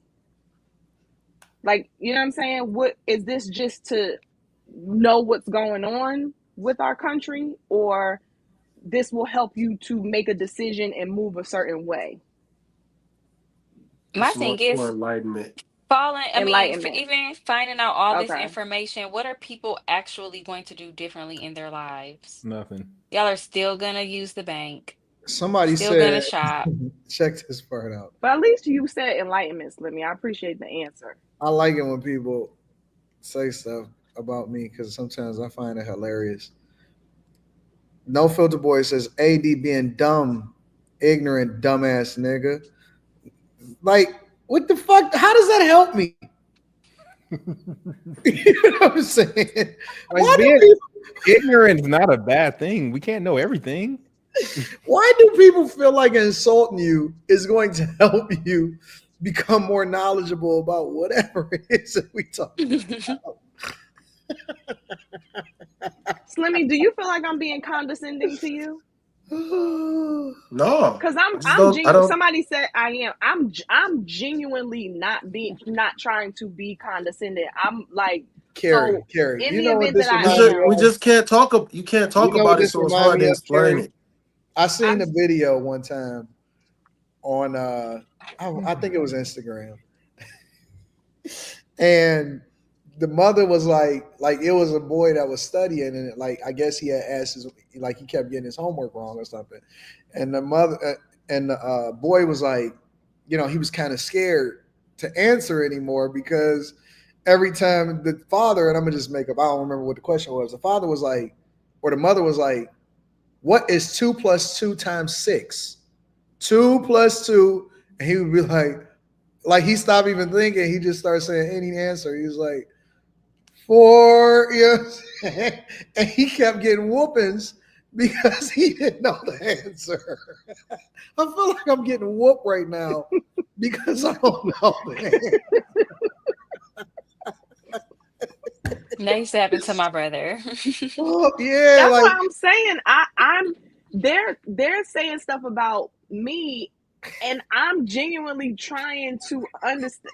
Like, it's almost like they say, hey, when a teacher first say there's no bad questions, and then you answer a question, they'd be like, you dumb motherfucker. Oh yeah, no dumb questions. Yeah.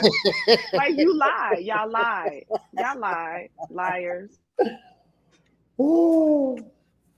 Even if I admit I don't know nothing, they be like, dog, say something else. Say one more thing. Then that's when the nigga don't even want to participate in the conversation. I'm all right, skip it. Oh, they're looking out for you, Anton. They said we can't tell you everything on here because of Anton safety. Who told y'all YouTube's monetization policies? Because y'all niggas act like y'all know that shit from like a Bible. Like, who told y'all YouTube? Let me tell you something. Things, Fresh and Fit got demonetized because they was walking around with racist hoods on, and they were saying some of the most egregious shit and all of this stuff. They didn't get demonetized because it was just so fucking deep. They was getting demonetized because they was doing some of the dumbest shit on the internet, and it was bad for the money. What can you tell us, Slimmy?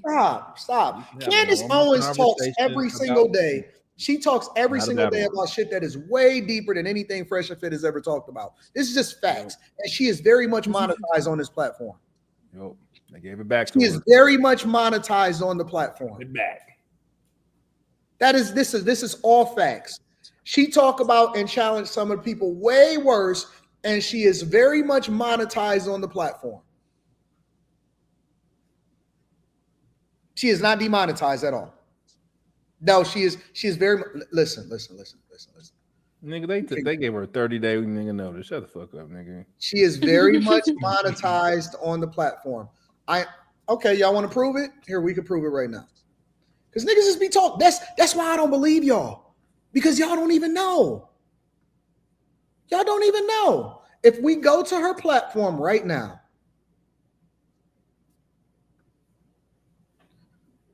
Oh, hey, Candace.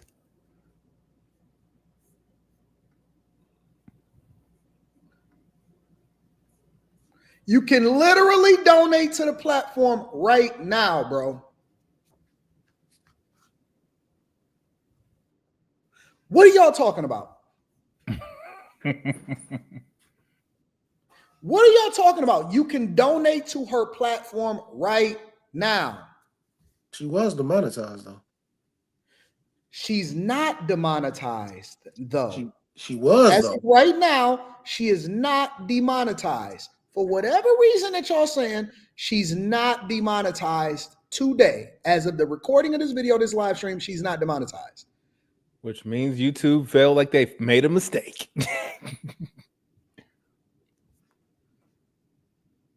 So I'm trying to understand what everybody like.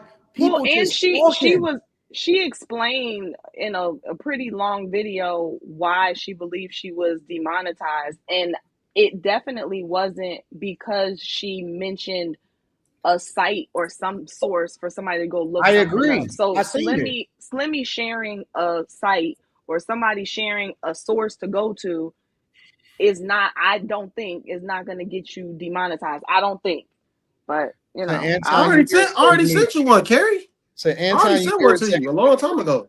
Bitch, you irritating me too. What site? You irritate me too. So we both irritated at each other. Now what? Well, but why don't he just click off though? Anton, you irritate me, bro. Nigga, you irritate me too. Now what? But doesn't that mean he's saying you're irritating me, and then he's still like this?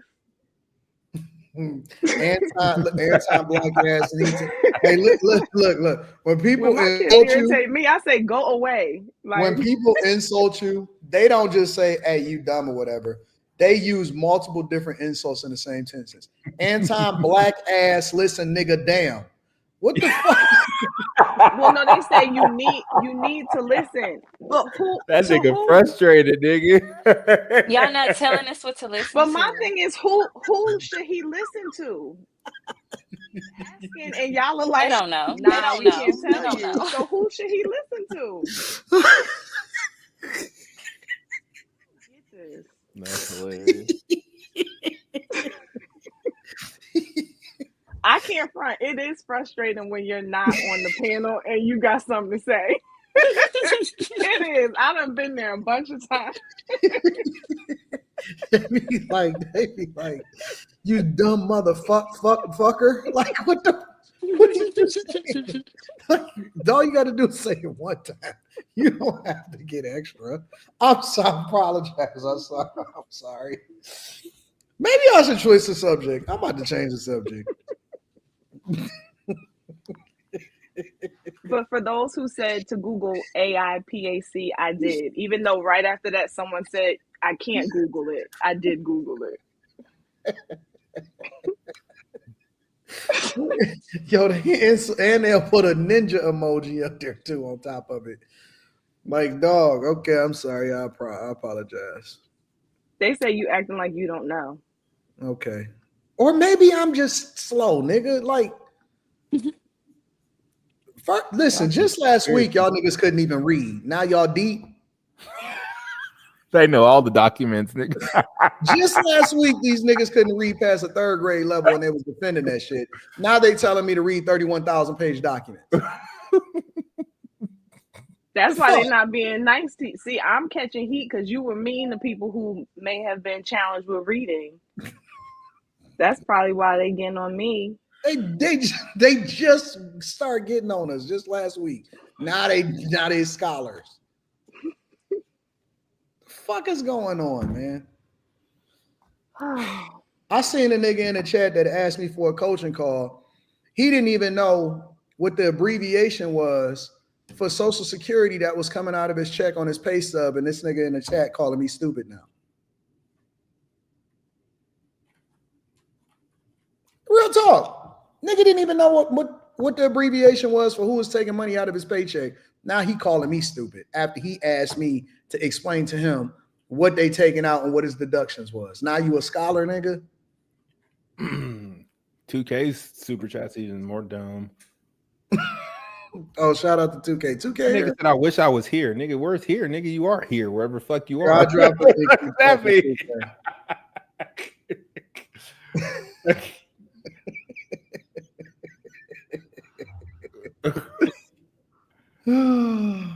Oh my God. Don't worry, I didn't say your name. I'll drop the link in the chat for 2K just in case you want to come up. Give me a second. And then I'm gonna read the super chats. Good thing I don't take myself serious today. Niggas will make up anything. The internet's the devil. People will say look, anything. There's so much information out there. Look it up. Nigga, look it up where? Right, because then they're going to tell you where you looked it up was the wrong. So, like I said, somebody told me to Google it, and then somebody right underneath said, you can't Google it. Don't Google. Like, where do I go? Somebody said one YouTuber got hit with charges for freedom of speech. What? Nigga, what? There's no such charge as freedom of speech. Shut this shit down, Anton. Shut it down for the night. What crime is that? And it's right there, right in the middle. Sounds stupid, but Brian Nesbitt asked me what other questions do I have. Honestly, y'all, I don't even really know what we're talking about. Like I do. Right now, we have no context. We know we're talking about know what small I'm looking hats. for. That's even literally with like sources. in you got arrested for something that's in the Constitution, like freedom of speech charges, nigga. What does that even mean? Look, Carrie and Anton intentionally being dumb.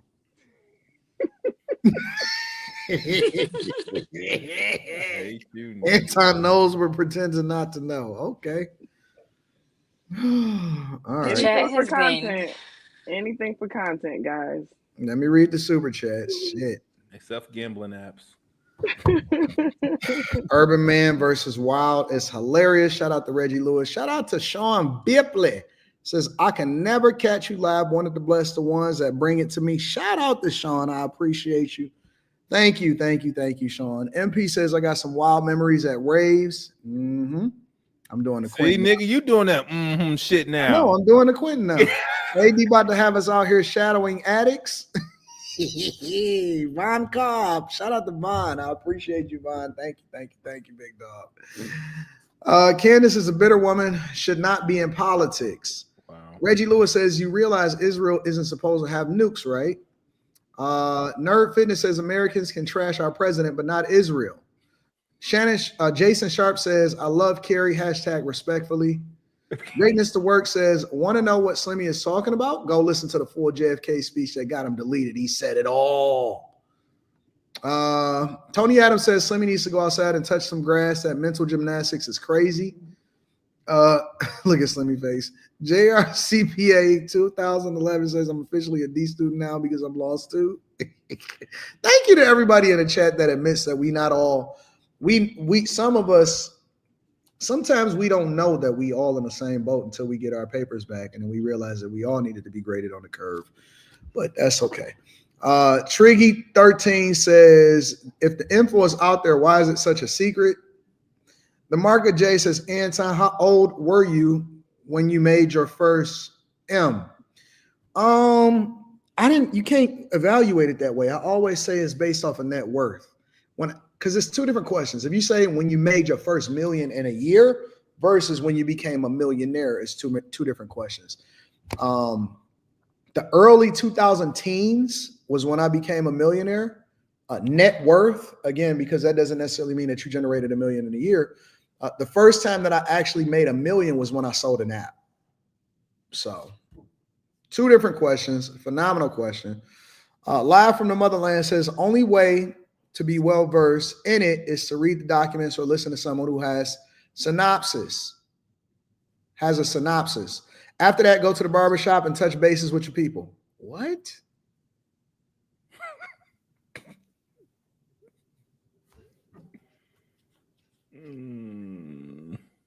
Y'all want me to go to the barbershop and talk to niggas? All right. Greatness to Work says, go listen to JFK's speech in full that got him deleted. Kerry, he told you everything in that speech. Why don't you tell us what the fuck the speech said, you idiot? What? Kerry about to go crazy. Look at the video from Myron from Fresh and Fit. Kerry got Enrique on crazy mode right now. He made a video recently about how Israel is controlling America, and he broke it down from back in the day to present. 6'8" Aquarius says Slimmy and Kerry need to have an off-online combo. Off-online combo. All right. Striking It Rich says Slimmy definitely, I don't know if that's how you spell definitely, but definitely is the smartest. I thought definitely was spelled differently than that. The smartest by far on this topic. Kerry is well above your pay grade, and Anton, tread lightly if you want to be invited back to Fox News. But can I just say, you're probably very correct on this. Striking It Rich. We're not debating that. We're trying to get educated from Slimmy on this topic. So I just want to make sure that that's clear. My thing is, how do we not go to school? How do we not learn how to read and write, but we know geopolitics? Y'all got to stop. You have to stop.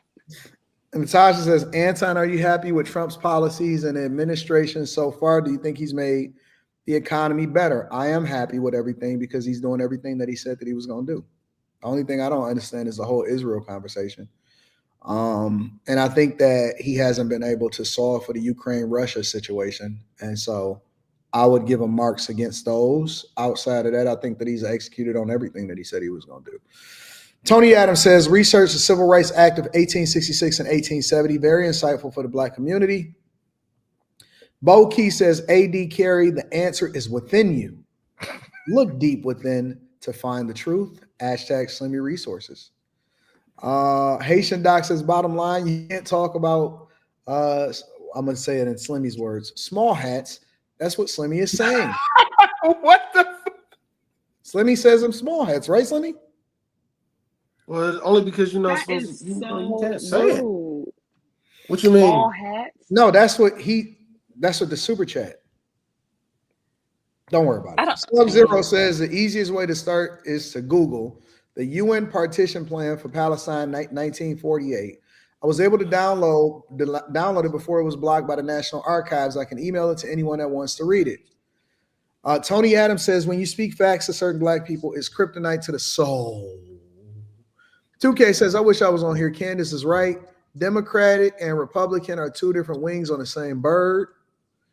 Reggie Lewis says, King David hotel bombing and the Bolshevik massacre of Christians in Russia.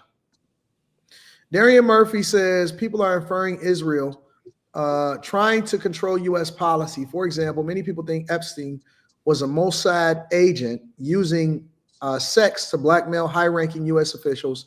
That's one possible example, Kerry. You didn't hear it, Carrie? No, I didn't. Sorry. People are inferring Israel to trying to control U.S. policy. For example, many people think Epstein was a Mossad agent using sex to blackmail high-ranking U.S. officials. That's one possible example.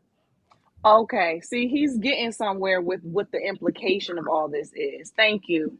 Boy, y'all scared to speak on a small hat, says Haitian Doc.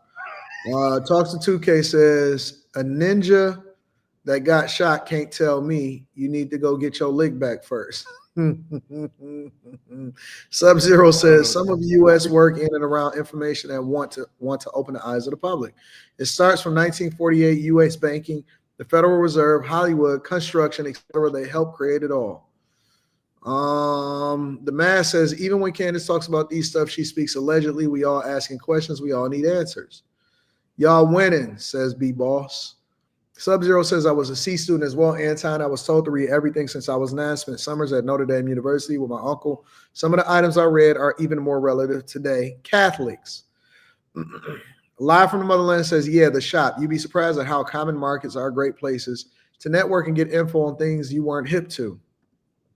Julius Germain says, these in Target looking at me crazy because I can't stop laughing. These ninjas, I swear. Yeah. Chat went from illiterate to deep in 3 days. Striking the Rich says, Molly, you just play your damn role and agree with Anton. With Anton, W-I-D. Subscribe to the channel and turn on your notifications. You know, when people write like that, I like the amount of brain cells that you have to use to like intentionally spell some shit wrong. Okay. Or a lot of times people just type how they talk. Even worse. Black Knight Blade 45 said black folks act like they know so much about politics and they vote Democrat every election cycle. Small hats aren't responsible for everything bad. Barrett Simmons says, I refuse to believe y'all don't know what's going on. Anton know what's going on. He know this is one of them chocolates that will mess up his money. I don't blame you. Well, why would I introduce it as a part of the conversation if I don't want to talk about it? Y'all do realize I could have replaced that with a dick and pussy conversation, right? Don't worry about it. I'm gonna just go ahead and go about this for fucking 2 hours. I know I didn't have to introduce that as a conversation at all, right?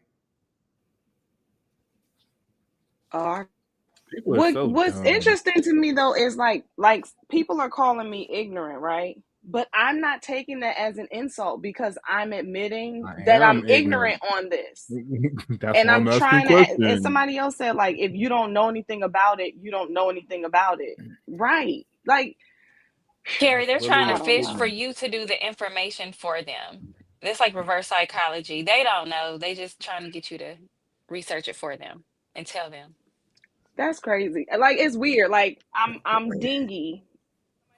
I'm going to get Taco Bell after this shit's over. I know that. Like, I don't know. It's interesting to me when people know something. Let's assume that people in the chat know about this, because I do believe there's people in the chat who know about whatever this is we're talking about. I do believe that. I don't. But what I have an issue with is when people know something about a topic and they treat it like everybody should know what they know about the topic. And if you don't know about that topic, then your whole intellect just doesn't exist. Because trust me, I'm sure there's plenty of things I know about that you don't know about, that Quentin knows about that you don't. You know what I'm saying? It's weird. It's just weird. Like, why can't we just exchange information? If you know something, share something. It's free. Like, just share it. I know nothing. I don't know. It's Anton's fault for bringing all this up in the first place. So we don't know, y'all. We don't know. Slimmy is the only one that knows, so you got to talk to Slimmy. That's why I'm not going to introduce no more deep topics until May. All right, let's talk about. I'm sitting here. I'm literally. Let's talk about sex, baby. You want to talk about sex? All right, let's talk about Ruby Rose. All the good things and the bad things. Back to sex, y'all. Let's talk about sex. What's like a minimum? What's the minimum number like yearly he got to be able to bring in? This shit's so dumb. And find my husband. And you're looking for a husband right now? Looking, no. But am I waiting for him to find the right moment? Yeah, she waiting for him. Okay, so like, what's your type in a dude? Loyal, rich. So they have to be rich. Wow. Like at least as much money as I have. We were literally just having this conversation outside. What's like the minimum? What's the minimum number like yearly he got to be able to bring in? Just so people know.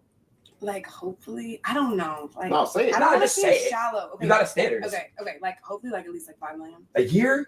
Yeah. God, okay. It's like, and not to seem shallow, but you guys probably wouldn't date an ugly girl, right? No. So I don't want to date a broke nigga. Well, what is but broke is $3 million a year or $4? Wait, they got it. So he's got to make $5 million a year. How much is that a month?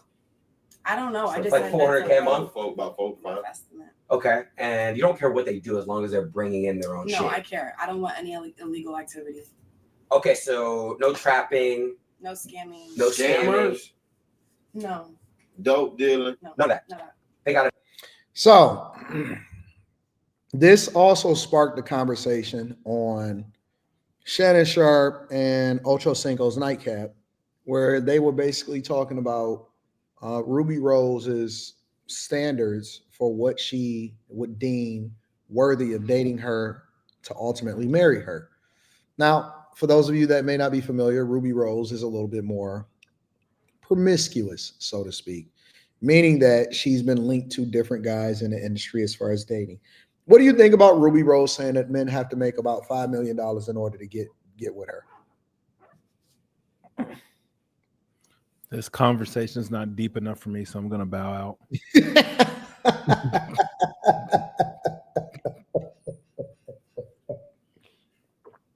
I gave y'all the cliff notes. Slimmy, what do you think about it? I mean, I don't care, man. This shit is ignorant as fuck.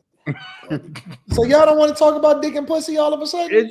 It's just so dumb. Like, no, it's dumb. It's a goofy conversation to have. Like, I can't even entertain those shit. Like, everyone knows it's asinine. She don't got no reason to. Like, how many niggas make $5 million a year? That's goofy. Like, how many niggas? Like you probably date niggas. How many niggas make $5 million a year? Like 2 niggas. Very few. Very few people. 0.0000001%. Yeah, like, I can't make 4. I can't make 3. Like, what the fuck? Like plastic surgeons and heart surgeons, they don't even make $5 million a year. So no, they probably fit. What's the and those are the highest, professions. So what the only is he people gonna that do I if you're can making think that of much that money? really get that type of money mainly are athletes and people that are having a particular run in a rap game or something like that. I don't know. I can't think of too many people that's getting that type of money. She might be a while before she gets married. That's a lot of money. What? 5 M's? It's a lot. And then one year per year consistently, it's a lot of fucking money, bro. I agree. It's a lot of money. That's a lot of money. I don't personally know anybody that has made consistently. Well, no, I'm familiar with a few NBA players, but like outside of an athlete, I don't personally know anybody that has made 5 M's a year. I don't have any contact in my phone of a person that has made $5 million a year outside of a couple athletes, bro. That's a lot of money. I do. Yeah, I mean, you probably do. I don't personally. In 1 year, in one season, in a 24 hours, 7 days a week, 365 days a year, 5 M's. You know somebody that has made 5 M's a year? Mm-hmm. I don't know nobody that's made 5 million a year. So that's a lot of money, bro. That's a lot of money. And I ain't talking about, she ain't say net worth, like that's how much you minimally have to be worth, which is crazy in itself too. She said you got to be making around 5 million a year. You make $5 million a year. What's her net worth? And she said he has to be loyal. What's her net worth? Yeah, that's crazy. And loyal. To your I don't know fucking ran through ass. She didn't say what her net worth was. And she's on OnlyFans, so this is Delulu. I'm sorry. So she needs a real friend to tell her your standards might be slightly too high, unless you're just gonna wait forever. No, I think the problem is it goes back to a conversation we had last week. Dudes aren't having standards. Like, we aren't having standards.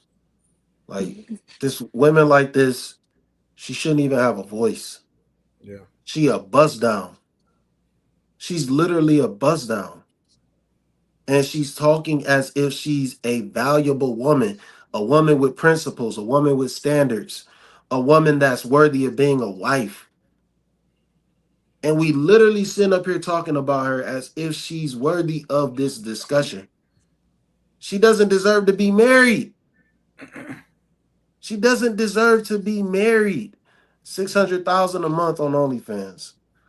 Okay, Somebody so said, have I OnlyFans. met Dan Gilbert? Yes, I've met Dan Gilbert, but he is not a personal contact. I can't pick up the phone and call goddamn Dan Gilbert.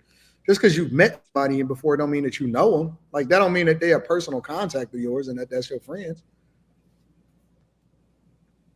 We got to separate the two. Listen, it's a lot of people that have met a lot of people, but that don't mean that that's your homeboy. You know what I'm saying? So let's put things in perspective. That's two different things. All right, two different things. And how much of that 600K a month does she get to keep? Because like sometimes that stuff is a finesse where these girls will have guys make it look like they're spending a lot, but they have to give some of that money back to that guy. I don't know if y'all know that. That's a So is she lot of really money. keeping that? Or does she have, I don't want to say pimps, but is it making it look like that so y'all can get brainwashed into thinking she has some value and spend some money on her OnlyFans? Well, Here's the even thing. well, even if she could keep all the money, if OnlyFans shuts down today, where's No, she you gonna get can't her say bread that. from? You If can't I'm say Where's she making that. gonna get her bread from? 600K No, a you month, can't I say don't that, need a Slimmy. husband. I wouldn't need a husband if I made all that money. What do you need a loyal, rich husband for? You I are the agree. loyal, rich That's what I was husband. going to also say, Molly. But Slimmy, you can't say that because you can apply that to anything. You can say, well, what if you get laid off, or what if YouTube shut down, or whatever. Like, but it's still in existence, so you can't say that. You know what I'm saying? What if the No, NBA has a lockout? Like, no. What I'm saying is, what's her other means of making money? you don't need one if you're making These 600,000 a month. men, these men spending their If you money make on it, listen, if OnlyFans. you making 600, respectfully, I don't care for Ruby Rose, but if you're making $600,000 a month, you're making $600,000 a month, regardless of what the platform is. Okay, so she making 600,000 a month off OnlyFans. She's is she having sex on her, or she's just showing her body? I don't know. I don't. Quentin, you the OnlyFans expert. Can you give us some insight? Once people start paying to see my dick pics, I got off OnlyFans. Okay. Huh?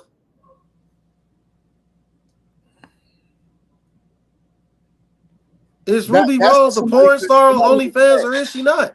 Somebody in the chat said that that's what she's been making. So we just going based off of that because she did say that she wants somebody that makes as much as she makes or something like that, right? So let's assume for the sake of conversation that she generates that. Well, I mean, this is kind of important though. Like, if she's just sleeping around to get that money, why would somebody marry her? Men out Here's here my marrying thing. hoes, Slimmy. They marry hoes, okay? I'm trying to understand if you make that type of money a year, all right, ladies, if y'all make that type of money a year, does it really matter if a guy makes this exact same? Like, if you getting that to that type of bag, is it really a big deal for you to get another person that make 5 M's a year? Listen, there's very few things that you can't do off of 1 to 2 million a year. There's very few rooms that you can't go to. There's very few things that you can't buy. I can't even think of anything off the top of my head. What difference do it make once you start making that type of money? Do you really even care?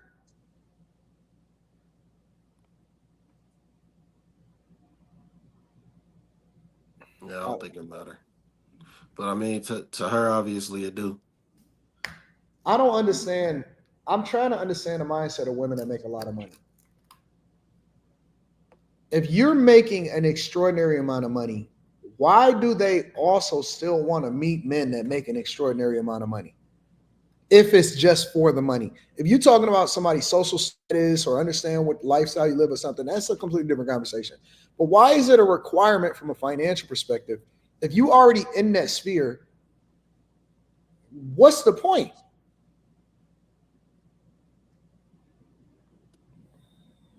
I don't know. I'm confused, bro. She probably don't have it like that. I can't think of any other reason. I would be single, independent woman out here, or it really wouldn't matter because it's such a high amount. Most men don't make that unless you're gonna Well, get pregnant by a basketball player or football player. I don't even care about none of that. just because you make money doesn't mean you know what your reasoning for picking somebody to be with should be. So she probably lost. Like she don't know. She's probably like, all right, I make 5, you should make 5. I do this, you should do it. Like I don't know. She don't know how to pick. I'm sure, clearly, because the video. Which, by the way, did someone send you this video, or was this in your algorithm? Somebody sent me the video. I reacted to it, and so I wanted to introduce this as a part of the conversation because I thought it would be interesting to talk about. And she's an OnlyFans girl? I mean, she's just an industry chick all of them got an OnlyFans, most of them. But she's dated a lot of different people, a lot of guys in the industry, and so, whatever. The thing is, like, after you've been tossed around like this, like, everybody ain't Kim K. They can't get lucky like that. Whereas they get tossed around and then they get wed. She is like the super hoe, like nigga. Kim Kardashian, nigga. The NBA wearing her shit, nigga. Yeah, she got married like 2 or 3 times. Like, it ain't even that. It's just like, nigga, she ran that shit up, bro. And everybody not Kardashian? Hell yeah. Kim Kardashian? But wasn't she already off anyway? It's not about that. The NBA, her clothing brand is like the NBA stuff. Like, she has like a contract with the NBA. That's insane. The Skims thing. Hell yeah, and you went from whore to fucking super entrepreneur. Because she made all them NBA connections when she was married to Chris Humphries. Oh, she was already in the industry. She was a stylist.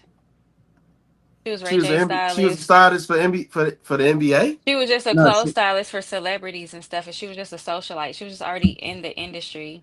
She came in under. Did she come in under Paris Hilton? But right, and isn't that how her mom was too? Well, her mom was. I'm just saying in the space of networking, like I think moving around through the scene. Her mom used to be married to one of them lawyers that was on the OJ case, I believe. Mm-hmm. Yeah. So I don't know. She gave me head one time. Anyways, I'm staying focused on my millions. Okay. All I'm saying is everybody can't be her. Everybody can't be her, man. She made the most out of it. A lot of money, bro. Yeah, but they're not. They're not getting married. I don't know if marriage is the goal no more for a lot of these women, Slimmy. I'm not saying it is. What I'm talking about is Ruby Rose. We talking about her husband got to make $5 million. Yeah. Like, what makes you think that a man wants to even marry you? That's all I'm saying. Like, it's not adding up. It's a lot of dummies out here, bro. I'm saying that's her standard. Somebody might meet it. Listen, we seen what happened to Jalen Green. We see what happened to a lot of these dudes. Brittany Renner got her Kevin Gates. No, they fall out. There's a video. They're over already. Oh, they over? What? Mm-hmm. O'Shea did a video on it the other day. Kevin Gates with who? Brittany Renner. Mm-hmm. That's done. Oh, probably because it was a woman. Somebody sent me a video. Were they really together though? He was clapping cheeks. We don't even know that. She pulled up the DDG spot with her. Who knows? Maybe I'll call her and try to get her on the platform. I ain't talked to her in a long time. Yeah, that was really short lived. I follow his wife. I like Dreka. I thought they broke up. I think that they have like a forever understanding type of thing. Let me get off camera for Carrie start asking extra questions or some shit. What? What? I don't have no opinion on nothing relationship wise no more. Kim K used to work from Brandy Norwood. Is that? Yeah, that's Ray J's sister. No shit. Some people don't know. I'm shocked you know, Quentin. You don't know about anything black. Oh, that's true. You said you didn't know about black culture. Knowing Brandy Norwood is black culture. I just know a black person's name. That's not black culture to know somebody's name. Brandy? Yes, nigga. Ray J's sister? That's not black Sitting culture. up in my Let What me read you mean? Let me read the super chats. I see I'm getting good on my time, Kerry. I'm working on it. This troll nigga, that nigga done made up Let's 8 get it. accounts, nigga. I'm hiding them all. Nigga. Who's the troll? What's his name? I don't know. That nigga had a Q Diddy account. He had an Anton account. I'm getting them all out of here. You got it. 6'8" Aquarius says Slimmy be like, I always feel like somebody's watching me. I always feel like that at all. somebody watching me. That's the song. I can't stand these ninjas. They making up, says T2 Love. Always. T2 Love. Fucking always. The Mark of J says Carrie need to be brought to the front of the congregation because I don't think all of her cylinders are firing. Come fix me. Give me a tune-up. She gonna ask you.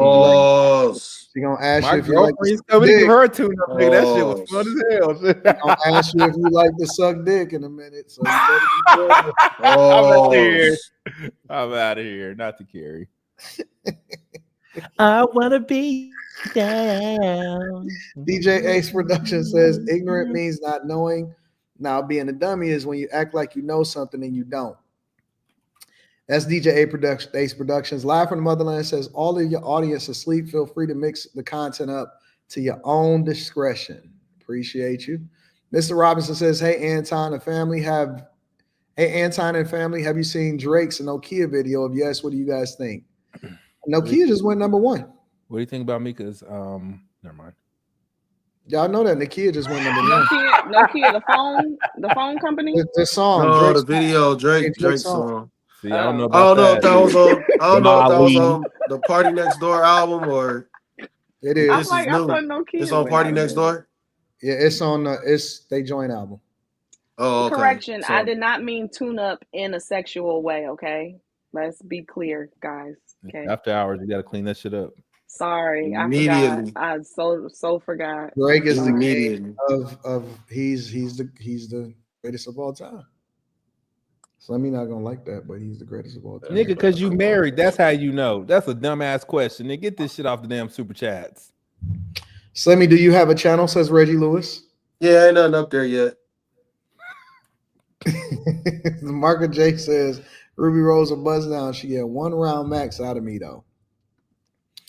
T2 Love says these birds want all of the bread. Bless the simp ninjas. The Mask says what's irritating is that we have normalized asking women what they need to be with a man like we have to meet their standards or we're out. We are not making money just to qualify to be with a woman. Shout out to The Mask. Also says AD, a lot of women lie about the money that they make. Can you just educate me real quick? What currency is ZAR? I don't know. I think that's some African currency. The czar. It is just ZAR. I'm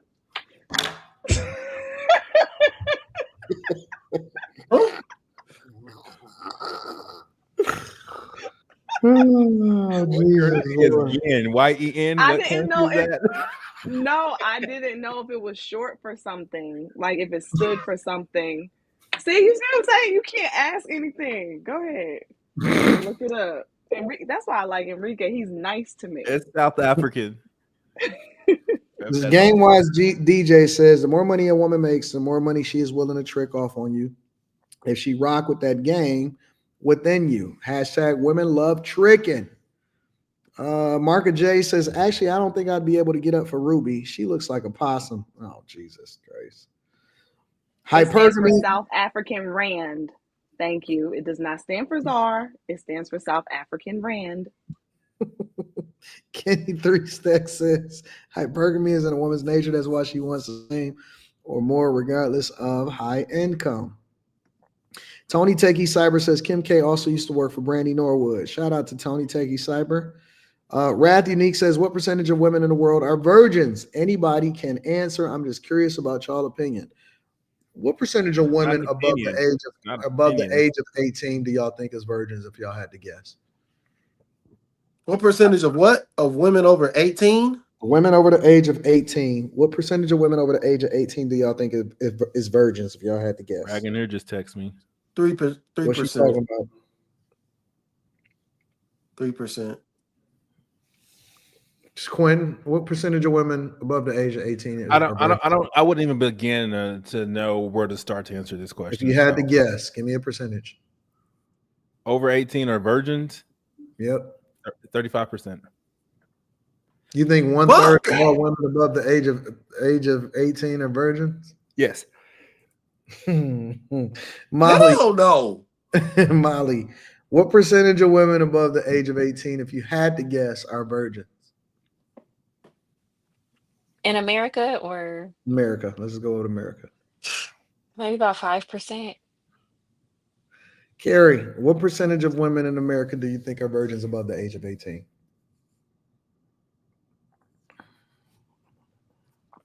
What do you think the percentage of women in America is above the age of 18? Is from 18 to 21 years old? No, above the age of 18. I know, but what percentage of women above the age of 18 do you think is age 18 to 21? My answer is far off, according to Enrique. Whatever that percentage is, I would say it's probably like half of that. I don't think none of that is true. I think that is probably like 1/3%. What he say? 12 and a half. I don't give a fuck what he said. No. I almost said 15, but I No, thought that was I don't believe that shit. No. Ask him what percentage of How women could they possibly know? How in America is okay, age correction. 18 It says to 21. It says from 20 to 24 is 12%. Between 25 and 29 is 5%. Y'all niggas be getting it in. I don't believe that. Just because but I don't believe that just because it said it. There's no possible way that it could know what percentage of women are virgins. It's impossible. Yeah, the source is Reddit. The source that it put in front of Rico said it was Reddit. The only way to find 0.5% or less. The only way you could actually know is if you get the medical records. You can't know. There's no way to possibly know that. Even if you got the medical records, you wouldn't know. Yeah. What you mean you wouldn't know? Like what medical records say you would assume that every single woman above the age of 18 goes to the doctor regularly. Yeah. You can't know. Well, I'm just saying, if you just go by the medical records, don't they have to report like when a woman is what's it called? Her hymen. Yeah. Don't they have to report that? So. They don't have to report that. No. Wow, nigga, my hymen's been drug doctor. I'm here for my. Let you know, I'm fucking. I think it's less losing than their virginity in high school, middle school. Of all women, it is early, like when they lose that shit, man. Of all women, I would above the age of 18. And with boys, it's even sooner. It would have to be closer to 0.5% are virgins. For boys? For girls. Oh, okay. For men, with boys, they losing their virginity way sooner than girls. We ain't getting no sex, nigga. Boy, huh? Boys ain't. And these boys be losing their virginity at 10 and 11 years old. They be losing their virginity at 10 and 11 years old, man. This shit is getting sick. Sick. Not most. Most men aren't having sex. So most boys aren't having sex. Quentin, everybody's having sex, man. Yeah, what they are. Everybody's having sex, and it would be 0%. What you mean? The question is 0% if everyone's having sex. You missing it, but okay. All right, let me read a couple more super chats, and I got one last question. Anton, from a man's perspective, when do you know you're ready for your woman to live with you? When you get married, nigga. When you come home from the motherfucking honeymoon. Yeah, that's probably a good, accurate answer. Okay. if you're ready to marry her. So Google said 2 to 7%. Shout out to Reggie Lewis. Fuck Google, Enrique for life. I don't think y'all should move in together unless y'all married. So there you go. I want to get y'all thoughts on this real quick. Oh shit, I ain't even uploaded it. Hold on, I got you. Baby, let me focus. And I don't want to just get it from the lens of this. So this is just a jump off point because we have had this conversation for a while now, or we had it a few weeks ago. So Michelle Obama's podcast, a lot of people are saying that considering that she got 54 million followers on Instagram and 50 million followers on X and all of this stuff, the fact that she's getting such abysmal views and such a disproportionate dislikes, meaning that a lot of the views that she get are people that are hate watching or people that just want to go in and criticize it. And I'll share the screen with you guys just to kind of give you all an update on what you think. I want to know what y'all thoughts are on whether or not you think that her podcast was successful or it can still be successful, considering that the last one that she dropped 5 days ago only got 6.5. The last clip that she dropped only got 6,000 views. She has 69,000 subscribers.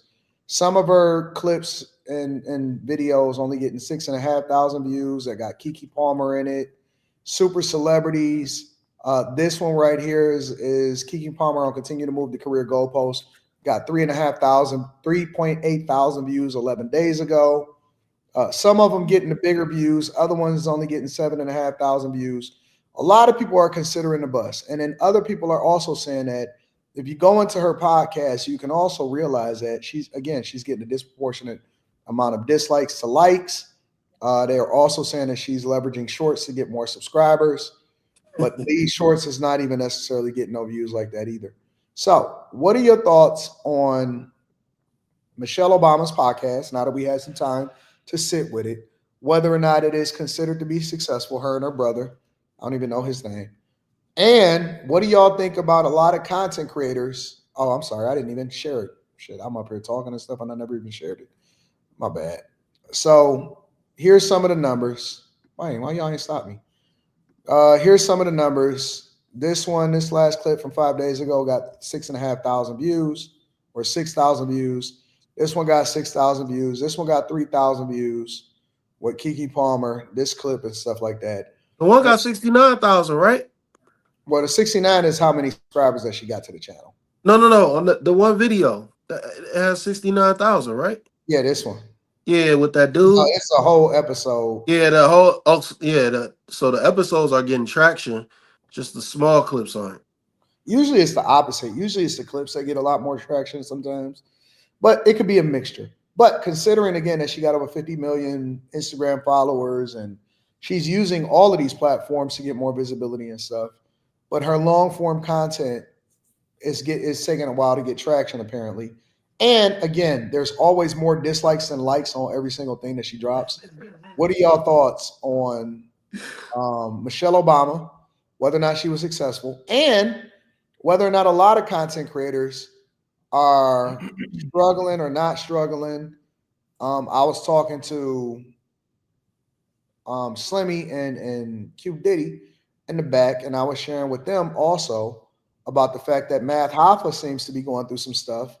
He's trying to pivot and get into, doing different things on his platform. He just did a video where he said that they lost his barbershop. This video 4 days ago, which it seems like he's starting to get into reaction content, did 1.8 thousand views, even though he got 1 million subscribers. This got 2.6 thousand views. This got 2.9 thousand views. So it seems like he's trying to pivot and rebrand, but then at the same time, on this video where he said that he lost his location in his barbershop, a lot of people are having commentary saying that because he said he was having financial issues, he's struggling. We also got Adam22 that was saying that, they struggling and they having problems with his podcast and he's moving out of his location and the No Jumper is basically struggling.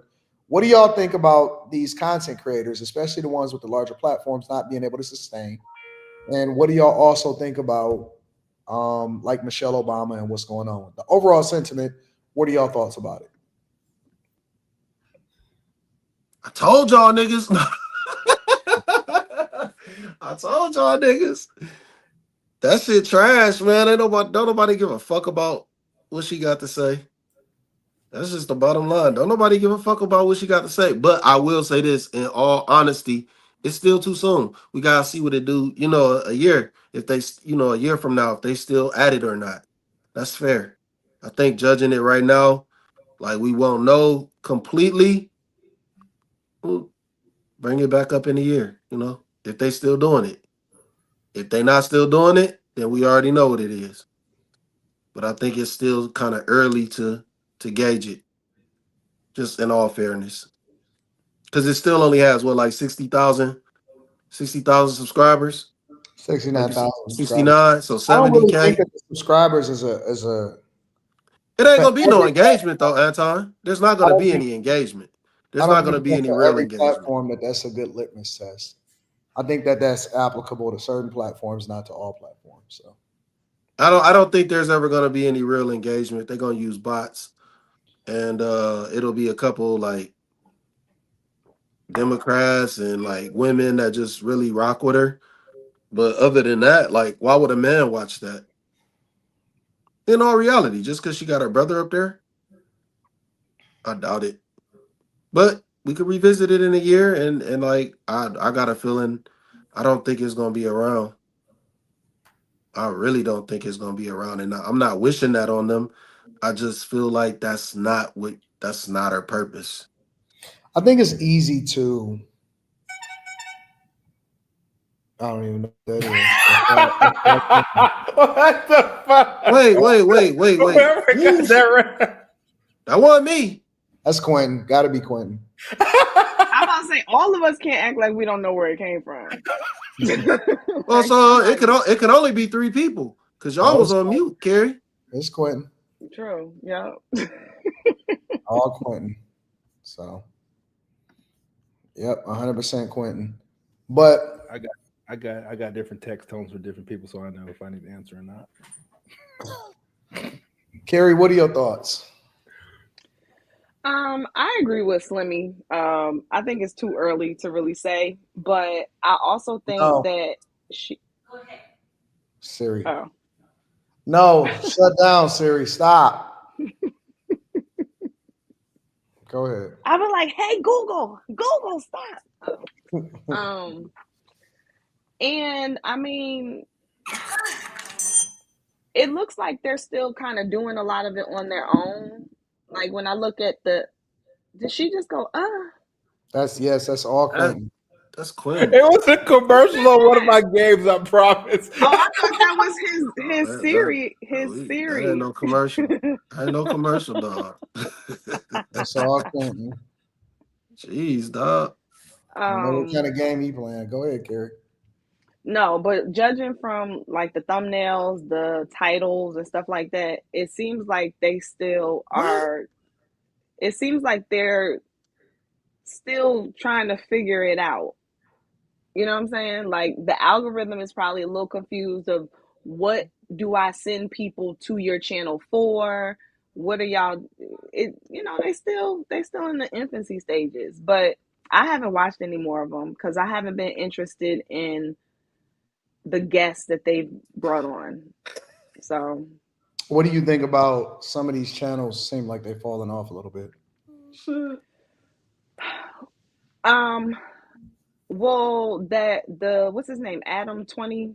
Adam 22.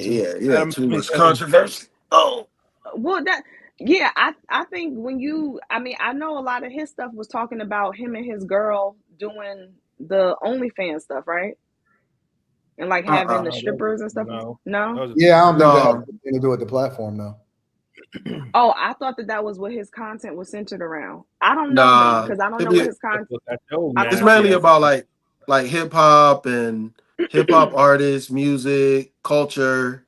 Okay, so that whole topic, commenting on other people's videos, like reaction videos and things dealing with the Black culture, the hip hop culture, the entertainment culture, all of that. I think that unless you really come from a different angle or you have a certain kind of personality, or you create like a really good community, it's probably going to be hard for anybody to sustain a certain amount of money and viewership and engagement for a long period in time.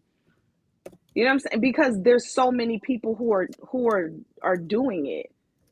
I think the guy with the barbershop, I don't know. Maybe people were more interested in the setup. I don't know. Like, he's starting over in a sense. So he probably needs some time to kind of figure out what my thing is going to be, because people were used to seeing him in the barbershop having the conversation, and maybe it's now kind of rough. So people don't know what to expect. I'm not really sure, but I don't know. I Well, think, with math, it was the same format as like interviews, and it just started becoming mundane and boring, and then with no jumper, it might be a little bit too West Coast for people, man. Honestly, it's like a lot of gang shit on there, and like everybody can't relate to that shit. And then the music, like, you gotta like that kind of music to really tap in, or you're just not gonna care. That's just the honest facts. If you're not in the West Coast music, I don't think you are going to care he about. plays a lot of music on it, Well, it's the artists. or the West Coast artist. artists really, yeah. The West Coast artists go, they go on No Jumper. I mean, they got artists from all over, but it's mainly centered around, the West Coast. And So even then, that, oh, sorry, go ahead. and a lot of gang members. You know what I'm saying? So, and then the gang, some of the gang members make music. So it really gets to be very. I think the word is convoluted.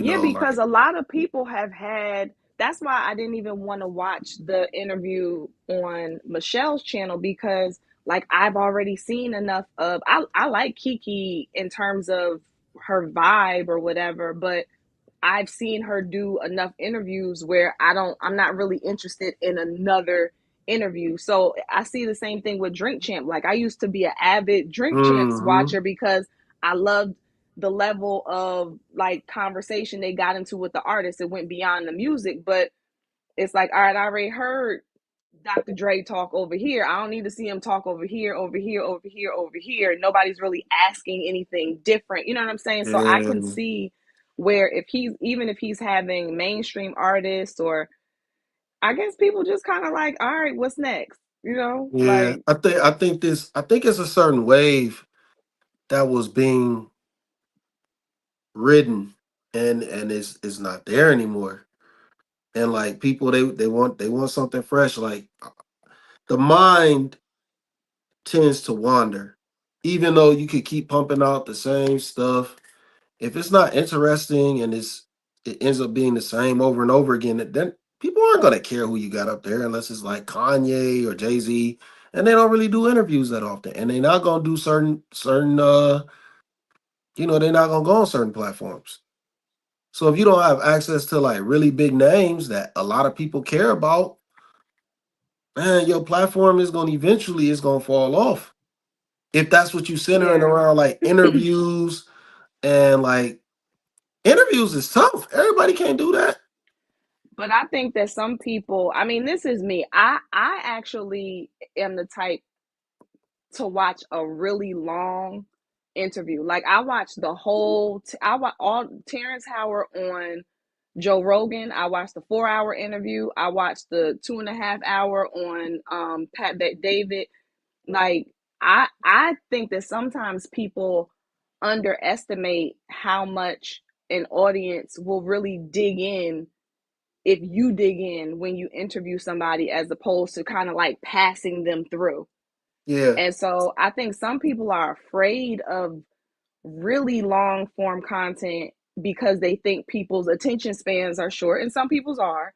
But yeah. to me, that's the only way you're really going to get beyond the layers that all the other interviewers have gotten to. And not dig in with the mess. Like, Right, dig in with right. real substance, real questions, trying to really know somebody. Because Yeah, a so you lot of the walk away times like, dag, I didn't even yeah, know that they, you know what I'm saying? Yeah, but how many people are really doing that? And then another thing is most people, they don't want to really do interviews with people if they feel like they're an outcast. For instance, like when Anton did the interview with Fleece, most people, they're not gonna do that interview. It's not gonna do that. That made a lot of money off that on multiple different platforms. I believe it. Made a lot Because of money. because you handled it well, you walked through it, you wasn't tripping, and most people, they don't. And you ask the questions that most people didn't want to ask. They're not gonna ask that stuff.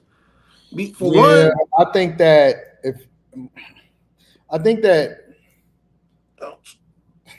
Molly, I want to get your thoughts. What are your thoughts on this whole thing? And then I'll jump in. I pretty much, sorry, agree with everything Slimmy and Carrie said. I think it's just a lot of these podcasts are becoming redundant. It's extremely saturated. Anybody can start a podcast nowadays, and I think that's another thing that might be taken away from people's engagement is people are working on their own thing a little bit more. And it's like, how many times can you watch the same person get interviewed? It's just it's kind of I the same agree. thing. I And agree. nobody is really, I feel like they've done the same thing the same way for so long. It's not really exciting anymore. Like, I think Michelle what sets you Obama proving apart it though. is huh? I said Michelle Obama is proving it. They think that just because they're getting Kiki Palmer on there that it's gonna pop. Like that's not don't mean shit. Yeah, nobody cares. And then I don't know who Michelle's target audience is. It's like, is it black women your age?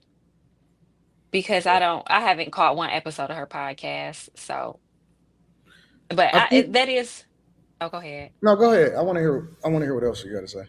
No, it is weird when you see like these platforms with a million or more followers and they say they're basically bankrupt. Yeah.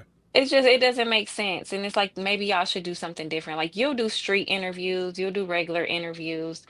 You do so many different things. And I think that's what keeps people interested. And a lot of these people, they're just doing the same thing, or they're talking about the same degenerate stuff they were talking about 5+ years. I think people are just getting tired. It's just getting boring. Just boring. Too many podcasts. We like who we like. The rest are probably just gonna fall off. Yeah. I think that even when I think that the pandemic gave people a false sense of success I think so and too. that they didn't really understand that this entertainment thing is ever changing, right? It's just like a show that was popping, but then it goes away after 2 or 3 seasons, right? But the thing about it is just that a lot of people are not as entertaining as they think that they are. A lot of people are trying to leverage whatever visibility that they have into long term success. It's not working. I don't think that people realize how hard it is to actually be successful as a content creator. And then last but not least, people think that they could trick the game by just getting a special guest and just talking in front of people, and that's going to be the end of the conversation. I don't think that interviews are as meaningful. I think that the only thing that's I think that good content is meaningful. If you get good content because you actually deep dive deep enough into a person that is on your platform, like I don't like all of Shannon Sharp's interviews, but I love the Damon Wayne's interview because he was talking some real shit. You know what I'm saying? Like he was really talking it. And then you'll see a bunch of other people try to capture the wave and all of that. Like the only time that I'm going to do an interview is if it's something that I think that could be meaningful, something that could really be relevant, something that really could. But just to do it for the sake of doing it and thinking that that's going to get your platform popping, that's not what happens. That is not what happens. And I think that people don't truly understand content creation no more. I think that you're going to have to see a lot of people wash out. You're going to have to see some people that was popping yesterday that's not going to be popping this year. I see platforms that try to do what we do and they can't get it popping, and they're gonna struggle, and they can't figure it out. It's ever changing. It's always gonna be a new wave. It's always gonna be a new view. It's always gonna be a new, you know what I'm saying, thing to do, and they can't keep up. I don't think that people are innovative enough, and I don't think that they're interested enough to keep people's attention. Mhm. I don't. And so I think that even if people do an interview, it's not enough to just do an interview. Oh, I got this special guest. I don't mean shit. If you get a lesser known guest, but y'all deep dive even further into a conversation that's meaningful, that's the wave. That's the wave. When I interviewed that girl that had HIV, that shit was popping. Because it was an interesting story, and her saying it, that's some real stuff. I'm not doing no interviews unless I actually think it's meaningful. I don't want to just talk to people for the sake of talking to people. I want to talk to meaningful people that have great stories and can add value into the platform. Otherwise, I'm not going to do it just for the sake of doing it. Yeah. And I think that's another thing. A lot of these, they're not adding value. They're just talking about, like, I think some people want to go deep, and a lot of these platforms are just very surface level. It's very just for entertainment. Let's dumb you down. Let's talk. I don't care about rappers. Like, it's just certain things that you don't care about. So I don't care to hear nobody talk about it for no hour plus. Somebody said they think the streaming wave is ending with celebrities and athletes deciding to do it. No, I think that the streaming wave is what's it. I think that how you stream is meaningful. How you stream is meaningful. I don't think streaming ain't going nowhere. Oh, streaming is it. Streaming ain't going nowhere. Because it's a way for you to be able to really, but you also have to be talented. You got to be able to talk about multiple different subjects, engage with your audience. Yep. It's a lot that goes into it. You can't just cut on the camera and that's the end of it. Like, I heard Kai Cenat talking about it. He's like, it's not really as easy as people think. Like, you have to keep them engaged. You have to keep them, like, you just got to constantly entertain. And kudos to y'all, because I don't know. I can do it. Jazz is hating, says Jazz. entertainment. That's all we talk about on this platform. Bullshit. See, that's how I know she don't really listen. She tune in at certain points because, like, you could just take tonight. We deep dove into the mental health of men when it comes to gambling. We talked about different conversations around why people are critical from a political perspective. We use Candace Owens as an example, and we deep dove into certain conversations. We then switched it up and we talked about Ruby Rose, and then we start also having a conversation about different platforms and whether or not it's meaningful conversations is being had. So if you sitting here telling us that it's only surface level conversation, I would say that that's just what you are engaged with. There's no way that you can sit. We talk about so many different things on this platform, and we go deep. Like, I think that it's certain people that shine when it comes to certain conversations, and we deep dive into a lot of different conversations. Bullshit if you're telling me that it's only a surface level conversation. That's nonsense. I don't believe that at all. Not even a little bit. What is that? That's wild. I'm disappointed in you, Jazz. Ain't nothing surface level about what we talk about. We laugh, we joke, we use ourselves as personal examples, we crash out, we argue, we do all kind of stuff. There's no way that you can say that we only have surface level conversations here. I don't think anybody on this panel is surface level. I don't either. Nah, I definitely agree. I don't think anybody is surface level, especially not Carrie. I know. So the thing about it is, if you can't find something that you like about the conversations here, then I think that you're more surface level than the conversations that's being had. Last week we talked about men in college and the fact that not having education. What's happening at college campuses, HBCUs. I don't think there was no entertainment. I don't think there was no entertainment topics on that show. Sometimes we dig deep, sometimes we get into it's all over the place. So I don't know what she's talking about. No, we're not calling no spade no spade. That's cap. Everybody in the chat disagree. When the whole chat disagree with you, you know you're wrong. I know what Jazz need. I know what you need. I know what you need. I know what you need. I know what you need. I'll come visit. I like that. Talk about that shit, Slimmy. Ain't nothing else to talk about. I'll come visit. I like that. Cause that ain't surface. That ain't surface level. Jazz think that the only thing deep to talk about is black issues, black power issues. Like clearly, she only pops in on relationship topics or something like that. But we deep dive into a whole lot of things, literally a whole lot of things. We talked about Gamblers Anonymous, alcoholics, raves. We talked about all kind of stuff, certain cultures, what happened in cities, traveling to certain places, what's going on in Gary. Like we've talked about all kind of stuff and used so many different examples to illustrate whole points. The whole beginning of the show was dedicated to that. So I don't know what she's talking about. Talked about RFK Jr. Wild. RFK Jr. We spoke about all kind of junk. What's happening? We talk about food issues. We talk about all kind of certain things. Financial topics, everything. Just tell me that you can't follow along and that you're not that deep. Tell me that you're not capable of being able to engage in certain subjects. That's all. Let's talk about that. Anton said he doesn't care about certain like pop culture things, but he does it because he knows the general public cares. So. All she got to say is, "Sure you do." No, that's a fact. It's literally a fact. If you look at the cover photo, it is Candace Owens on the cover. What's wrong with Jazz? She hurt. She hurt. So, and if you go into the Anton Daniels channel, I've literally been in the streets covering a multitude of issues. I was over in Mexico. I broke down exactly the difference in the currency and how it is that I ain't gonna get into all that. We know what's happening.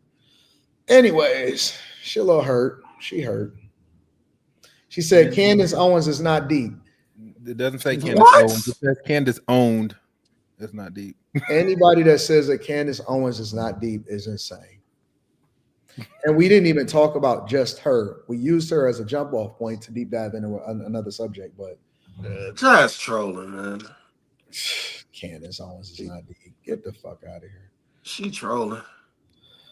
Anyways, any final thoughts, y'all? My final thought is I think Michelle Obama is going to continue to run it up. And they'll be just shout out to the trolls like Quentin. No, I don't think she's doing it for money. Well, her videos are doing well from what I can see.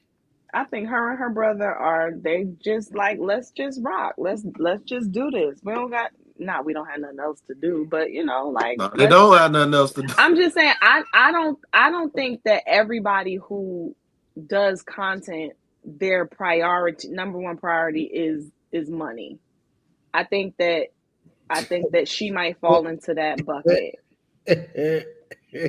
Well, they have to pay all those people to show up, and they have to pay to keep it running. So I would hope they would want some return on their investment. No, not Carrie, want it. Carrie, you don't believe that, do you? Yeah, I do believe it because honestly, like some of the stuff even that I record, even though I'm still struggling with like posting what I record, but a lot of the times when I'm recording something, I'm really thinking about just capturing it and sharing it. And then I think about my kids and I think about longevity and like, it's not just money. In fact, once I start thinking about money, I'm like, I don't know if this is going to make me any money. This ain't even got nothing to do with you. You're telling me that you don't think that Michelle Obama bringing in all of these special guests, the Keke Palmers and all of these people and with this production and this set and pushing it on every platform. And she got editors and all of this stuff. You telling me you don't think that she's doing this to be successful financially and she don't look at this as a business opportunity? I'm saying I don't think that is the driving factor. I don't think that that's the driving force here. I really genuinely don't. I really think that they got together and was like, let's do this and see where it goes. I genuinely think that was the basis of it. I do agree with that. I don't think they knew what the fuck they was getting into. I think they was just trying to do some shit. And then they was like, oh, okay, we can get all these people over here. Like, let's just try something. I do agree with Carrie with that. I don't think they knew what they were stepping foot into. I think Because she it was looking for doesn't. another revenue stream. Of You think course they so? were. And not for Absolutely. nothing, not for Yes. nothing. Think of the people who she's had on so far. Like I'm not saying that they didn't pay them.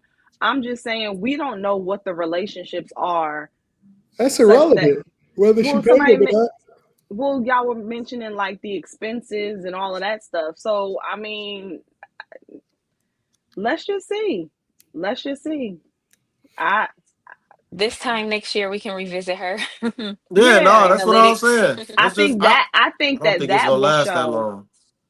Like they might be like, man, for this.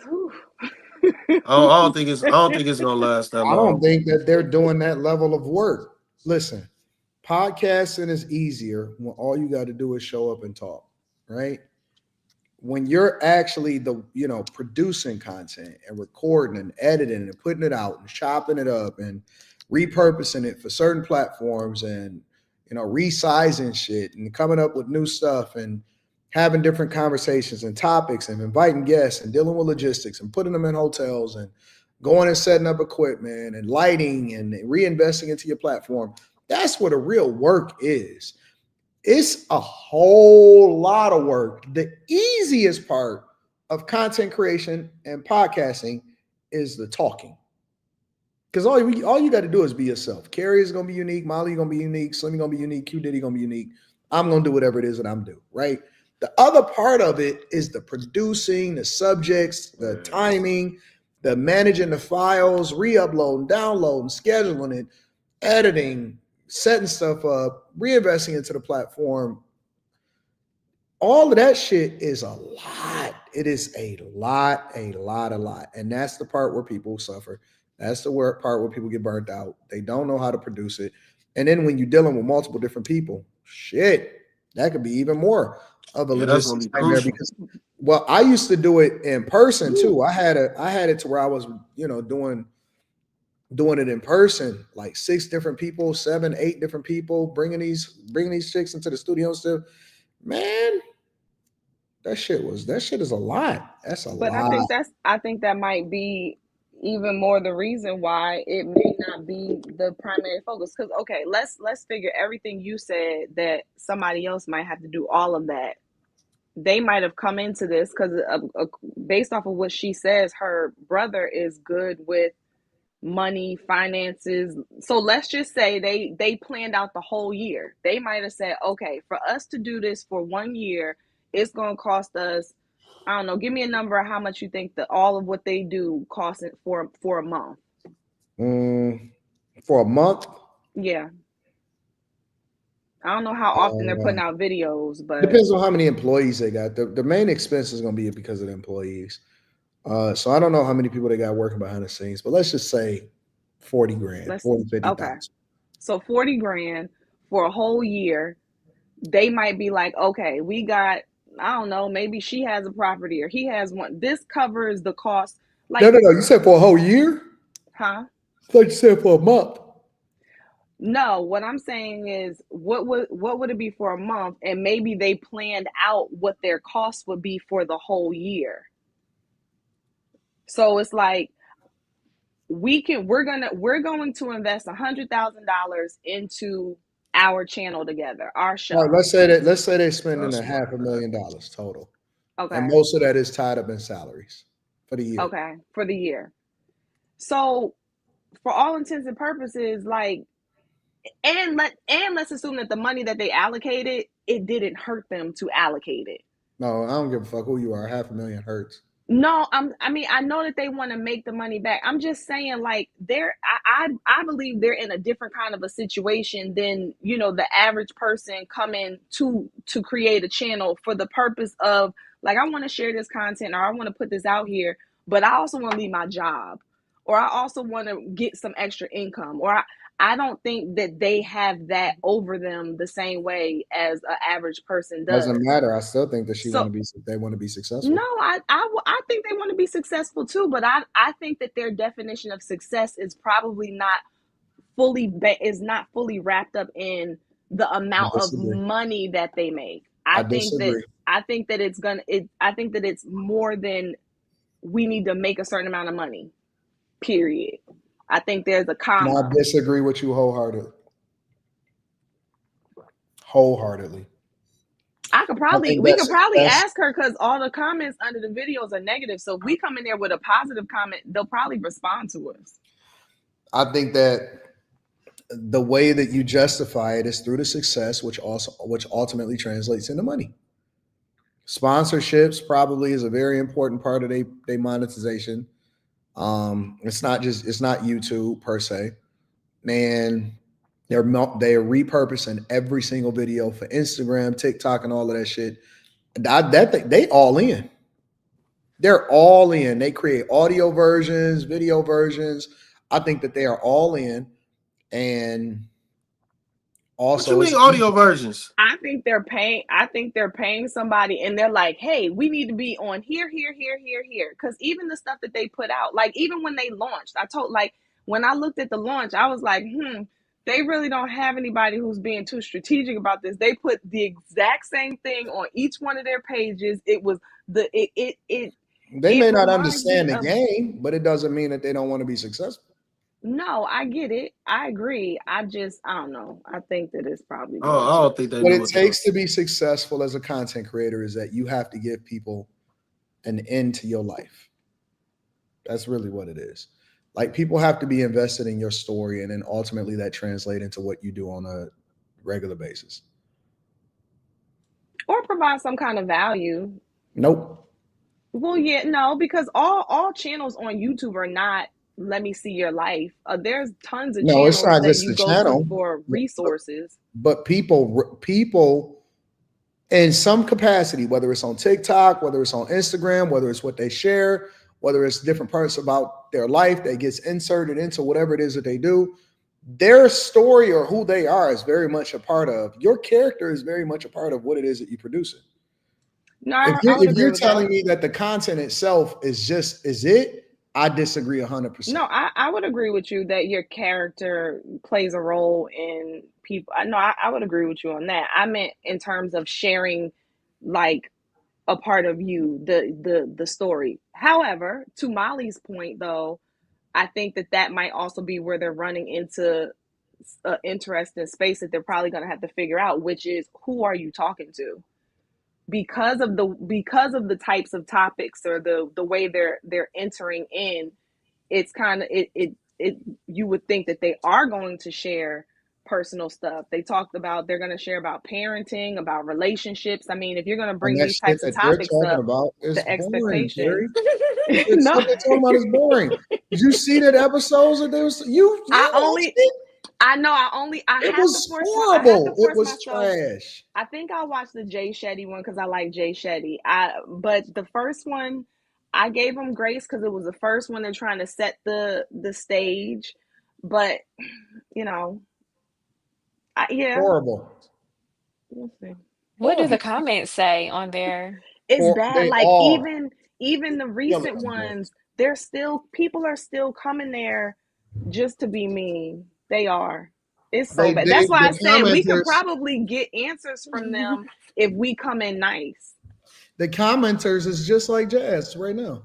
No, Jazz is not being mean. What's Jazz saying? Listen, let me tell you something. And I don't even trip about it.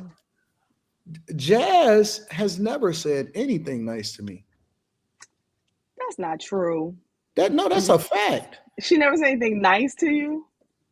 Jazz has never, ever came in with good energy on some, yo, I fuck with you type shit. I don't think I can agree with that. I don't care if you agree with it. It don't make it any less true. I don't think. Because why would she even come on the panel if she didn't have, like, I don't know. Well, she has never came never came on some, yo, I fuck with you type shit. I've heard her say, I rock with you, Anton. Like, she I rock with you. They have nothing to do. Listen. I've heard both of y'all at the end of your back and forth. Listen, this is the truth. This is real talk. She is not an agreeable person.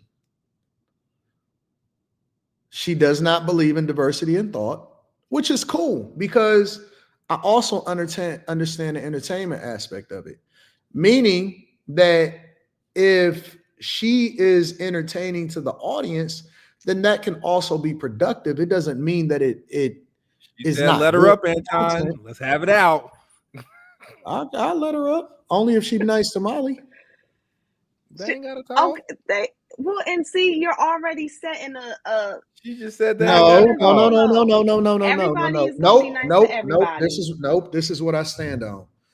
All of you guys here are regular people. All of you guys here have a vested interest in seeing this platform successful. I'm not regular. As far as I'm concerned, Carrie, Q Diddy, Molly, Slimmy, and Mika, we are co-hosts.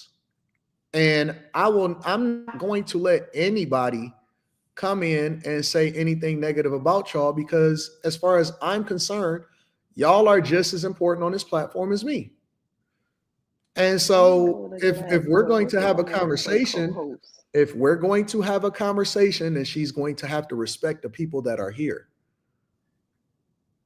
That's just the way it is. I don't mind dropping a link, but at the same, I don't mind dropping a link. To you, not Molly. She don't want to talk to Molly. She want to talk to you.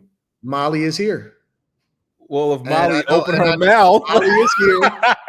No, Molly is here. Molly is here, and so Molly is to be respected in the same way that everybody else is respected. Molly don't poke the bear. I'm sure Jasmine will be okay. Wait. No. We're not gonna do that.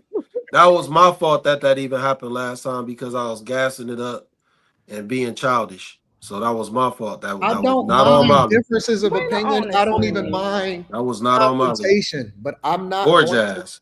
Listen, I don't mind differences of opinion and I don't mind confrontation. I don't want disrespect. It's simple. I think that everybody can adhere to that. Well, we don't have a choice now, do we? But again, I'm gonna drop the link. I don't mind. But again, I still think that she is I think she's like, I don't know, man. I just think that she got this chip on her shoulder. She called you beloved. That's so sweet. She got this chip on her shoulder a lot of times, and I don't think that she have all of this respect or nothing like this. I think that she understands, and I think that she understands exactly what content creation is, but I don't think that she has all of this crazy respect and nothing like that. Nah, at all. Not even a little bit. I think it's difficult once you get branded a certain way, especially on Monday nights. Boy, it's hard to fall out of the box. It's hard. Can we talk? I've seen so many people. I've seen plenty of people. You went too fast. Over the years. Hundreds, literally. I've seen hundreds of people. I've seen hundreds of people over the years. Hundreds. And I'll be pretty spot on most of the time. I've seen, come on, I done been around for a long time.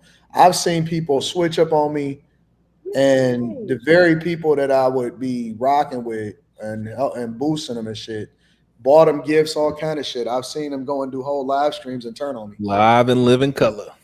You know it's true, Q Diddy. Yep. I know. Listen, I ain't that green. I ain't that green. I wasn't born yesterday. And so listen, I just know people. And I pay attention to people and I pay attention to their actions. And I've seen a lot of people say today, and then next thing you know, they wanted to tear you down. They want to destroy you. Jazz had to go get her glasses and her cardigan. I've even seen I've seen some women that say that they was rocking with me, they see, my wife is on the cover photo or they live stream. So I don't give a, what I'm saying? I don't put shit past nobody. I don't put nothing past nobody. I've seen some people say some greasy shit and do some wild shit. So, I don't. You gotta keep your head on the swivel. When people show me things, I believe them. I believe them. I'm not gonna just be like, oh no. When people show me who they are, I believe them. I'm just saying I've heard her acknowledge, like I've heard her speak like y'all were cool. Even y'all have made it seem like I offline don't have no y'all problem are. with her in general. I understand, like I understand content, but it doesn't mean that I'm not going to evaluate exactly what I see. I'm gonna call a spade a spade. No, I hear you. I get it. I get it. The Taco Bell demon is calling me. Taco Bell. Mm-hmm. Go ahead and get you some Yo keto quiero Taco Taco Bell. Bell. I'm thinking about getting a DoorDash and put it on Klarna because the fees is expensive.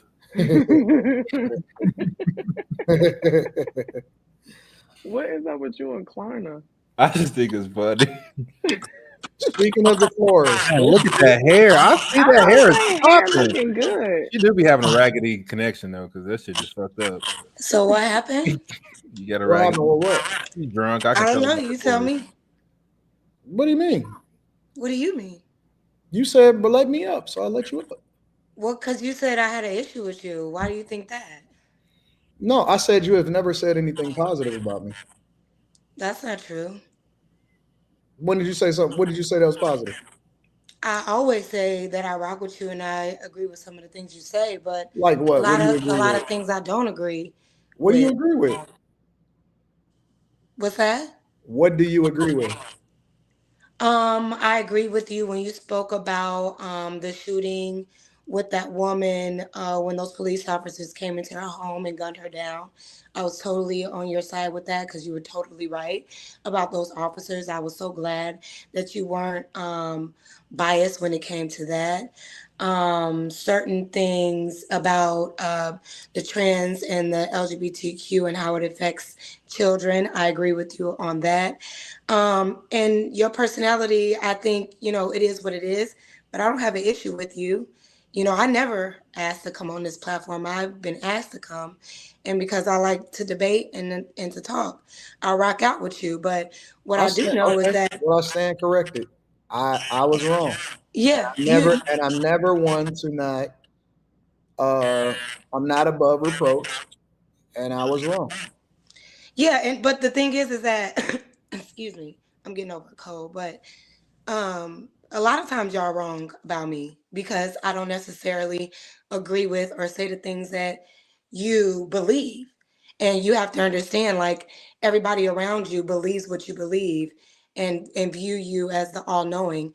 And because sometimes I challenge that, sometimes it's an issue. But a lot of times y'all are very wrong about me, but that's fine. So wait. Where do you get this thing where everybody agrees with me? I don't know where you And get that from. The people on the panel don't even agree with me most of the time.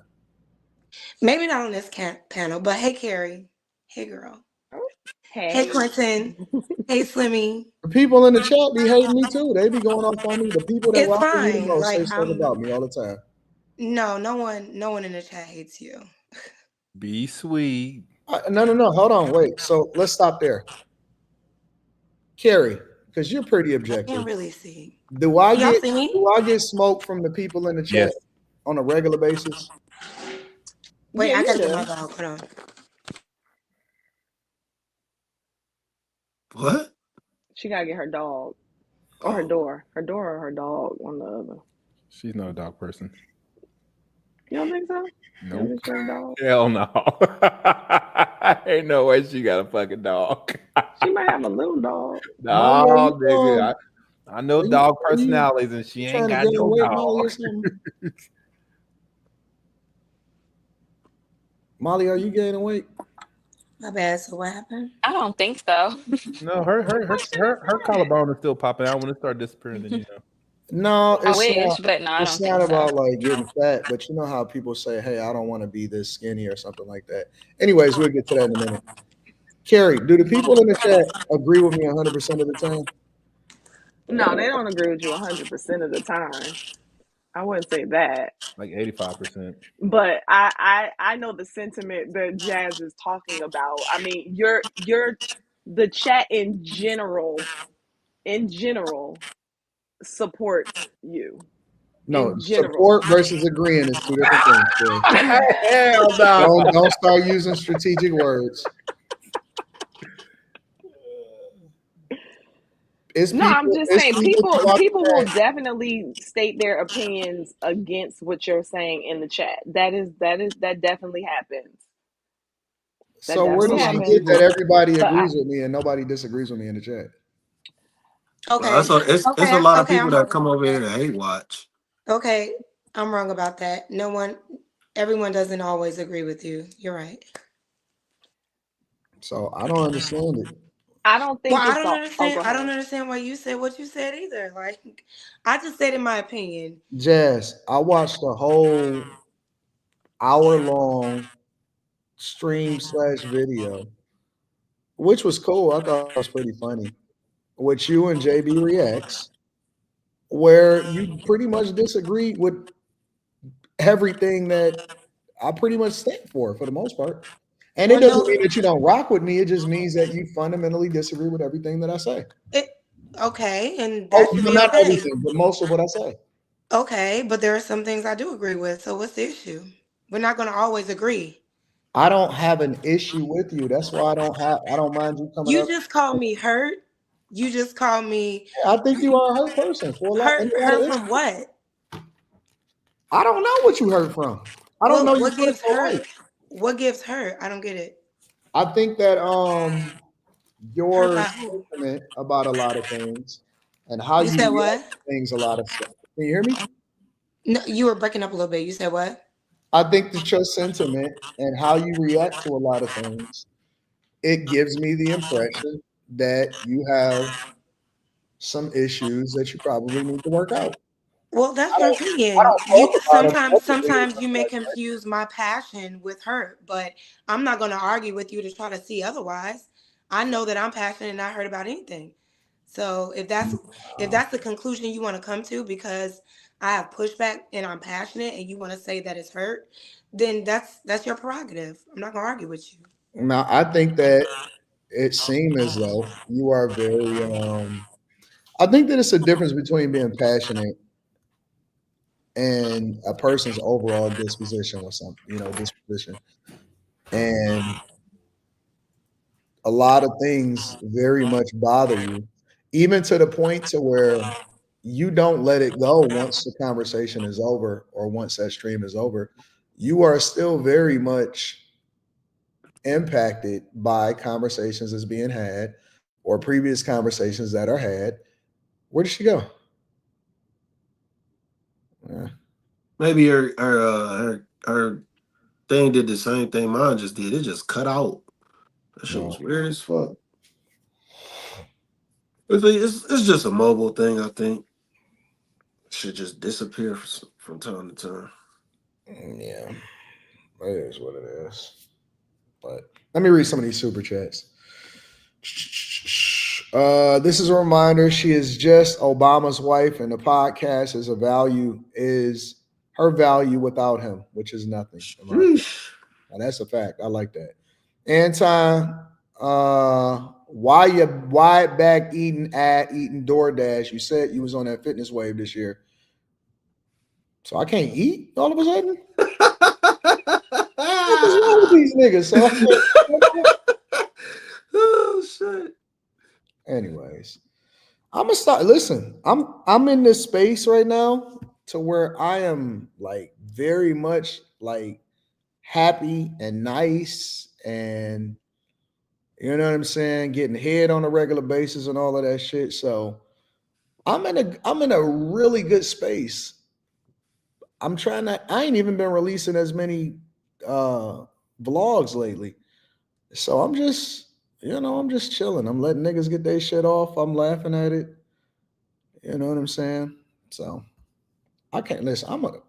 This summer, I'm fucking everybody's bitch. No, you're not. Yes, No, you're not. Yes, I am. Why are you even saying no? Disregard everyone. That's not true. No. AR Smitty. Disregard. This summer, No. I'm really gonna go dark on you niggas. I'm gonna be. I'm You should absolutely 100% gonna be on a mission. Zero To dark just 30. to absolutely live a dog. happy, healthy life, I'm a a godly, absolutely happy, healthy dog life. walk these niggas hoes. Watch, No, you're not. watch me. Y'all, he's just talking. I'm not My just bad. talking. I I'm got a 100% call and real. it kicked me out. No. I'm serious. This summer, No, you're not. just to Mm-mm. just to And prove a No. point. here's the thing, Anton. Like all I did was just say that I think a majority of these conversations are surface level. They're not that deep to me, but according to y'all, I'm the dumbest one here. So I get it. So what We part don't of the conversation did we you come don't in on? yeah, you said what? What part of the conversation did you come in on? When you were saying y'all were speaking about Ruby Michelle. Rose. What? No, she Ruby said Rose. Michelle Obama. She came in on a Oh, Michelle okay. Obama I call. came on when you guys were discussing Michelle Obama's podcast and how you all were saying like it's not good, it's not that, and I'm like, well, you guys are just not the target audience, and it's okay. I'm not even the target audience, but that doesn't mean it sucks just because you're not entertained by it. It just means that you're not the audience. Just like you have an audience, other streamers have audience or podcasters, they have their audience. Michelle Obama, she's not going to speak to you because already you don't really rock with her. You don't really rock with, her politics or whatever the case. So of course you won't think that it's a good podcast, but that doesn't mean that it's not good. It's just not good to you. And then you were speaking on surface level stuff, and I'm like, what we talk about. I mean, y'all were just talking about Terrence Howard and That was Monday night. entertainment. I'm just saying there's a lot of entertainment stuff. And I agree. You do. I suppose you do speak more in depth things on your Millionaire Morning Show or whatever other streams that you have.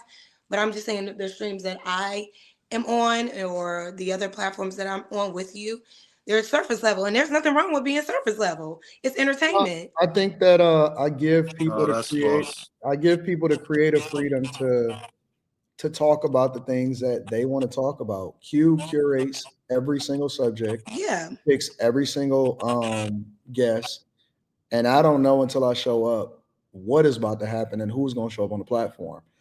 For this platform, I curate a lot of the content. And for example, in the very beginning, we talked about, well, last week, we was talking about a report that was written by the New York Times and discussed in the Wall Street Journal about reading rates and in attendance at HBCUs and exactly how that was affecting the Black community and specifically Black men. Um, we talked about a whole lot of deep stuff. This one today, we spoke about the impact that they were using to advertise and a deep dive into the whole gambling epidemic, as far as how it's starting to affect certain communities, and we use certain examples, and then we deep dove into Iran and Palestine and Israel and a whole lot of different contexts from different subjects. So that's what I'm saying. If you're saying that it's surface level, apparently there's something much deeper that we need to have a conversation about. I think that it could be a mixture between intelligent conversation and entertaining subjects. I don't think that everything has to be only relationships or only that, and so we mix it up a little bit. Okay. And my opinion really doesn't matter. It That's does why I'm matter. like, no, it doesn't. Everybody's opinion matter. No, my Anybody that opinion doesn't talks, matter for it to get so many people this upset. Like because I made that statement, like I isn't like what we do is surface level, is entertainment, like we're bantering and this and that. And I just said that I agree there are other subjects that you touch on, but the majority that I see is all surface level entertainment and things like that. And I don't think there's anything wrong with that. And my thing is, I'm a nobody. Why does my opinion matter so much where you have to pull my comment out and then say that I'm hurt and then all your chat is calling me slow and stupid and all this other stuff? It's like yes, everybody you has are a not a difference of victim. opinion. You are And not a that should be victim. okay. Like why is You it try to act like why a are y'all the bully victim. gang? I don't You get it. try to act like a victim, but I'm not acting like a victim. I'm you not a very victim, but much I'm just saying. engage, and you know what you say, and you also know. First of all, I don't believe that you believe that you're a nobody. I I'm think definitely a that nobody. Definitely a you nobody. know that what you say I am a nobody. triggers or resonates with people No, either it to the doesn't. right or to the left of the conversation. And you know that the things that you say are going to be memorable in the eyes Yep. of the people. And that's the reason why people actually react to you, because nobody cares about somebody that doesn't resonate with them. So I know that you're smart enough to know that's not true. No, I'm a nobody. No one likes what I have to say on this platform, and I'm okay with that now. Okay, so that's A. And then B, to be honest with you, I think that you could be very successful if you decided that you ever wanted to get into content creation. And so, thank you. But I don't think that you're nurturing that part. And I think that one of the problems that you have is that a lot of times you like to play the victim instead of embracing sometimes being the villain in other people's eyes. I may think that I'm right, but other people may think that I'm wrong. So in their eyes, regardless of if I'm right or wrong, I'm the villain in their eyes. And I think that you're smart enough to know the role that you play a lot of times when you resonate with people, and whether people agree with you or not is still going to be good for content. And so for you, I think that you should probably really embrace it instead of looking at it as a negative thing and saying, well, the people don't like me or your people don't like me or whatever. I think that they do like you. No. And people, listen, in content creation, it's not about whether they agree with you. It's about whether they engage with you. Yeah, but Anton, people show up to hear you speak, that means they like you regardless of whether or not they actually say it or not. No, but Anton, and that's cool. And I wasn't saying what I said in the chat to even cause all of this. I was just posing a difference of opinion just like everybody else. And I'm getting ganged up on. But there you're also a panelist. You're also a panelist, and you've appeared multiple different times. And so you have more of a presence than a normal person that just appears in the chat. Right, I get that. But here's what I'm saying. Like, I just pose my opinion. Sometimes I tune in. I know I took a little break or whatever, but sometimes I tune in because I like to hear the banter. I like to hear what the conversation's about. I just said what I said. You called me hurt. The chat is saying all these other things. You called me a lot of things on the whole live stream. But you are the owner of this platform, and you calling me hurt because of my difference of opinion. Why? So what? That's my opinion. It doesn't. Okay, then it shouldn't mean anything to you. But you're saying it on this platform and saying it as if it's true. And I'm asking you, what makes you think that I'm hurt because I don't agree sometimes? It's not about whether or not you agree. It's about how you play victim when somebody does not agree with you. How am I playing instead of just taking your dub or your L or whatever it is and saying, okay, well, other people can have an opinion too, because people can have an opinion about the things that you say. All of a sudden, you be all responding to me. What is that? Why you care about what I say? It's because you engaging with other people, and that's why they care about it. I made a simple comment. Like, a lot of these conversations are surface level. And it's one thing to disagree with my opinion. It's another to go as hard as your chat and you. You said that I was hurt because of what I said. Jasmine, you said a whole lot of things on an hour live stream that I wasn't even on. And I ain't taking away. I thought it was entertaining. But I didn't take it personal. I just thought that it was entertaining.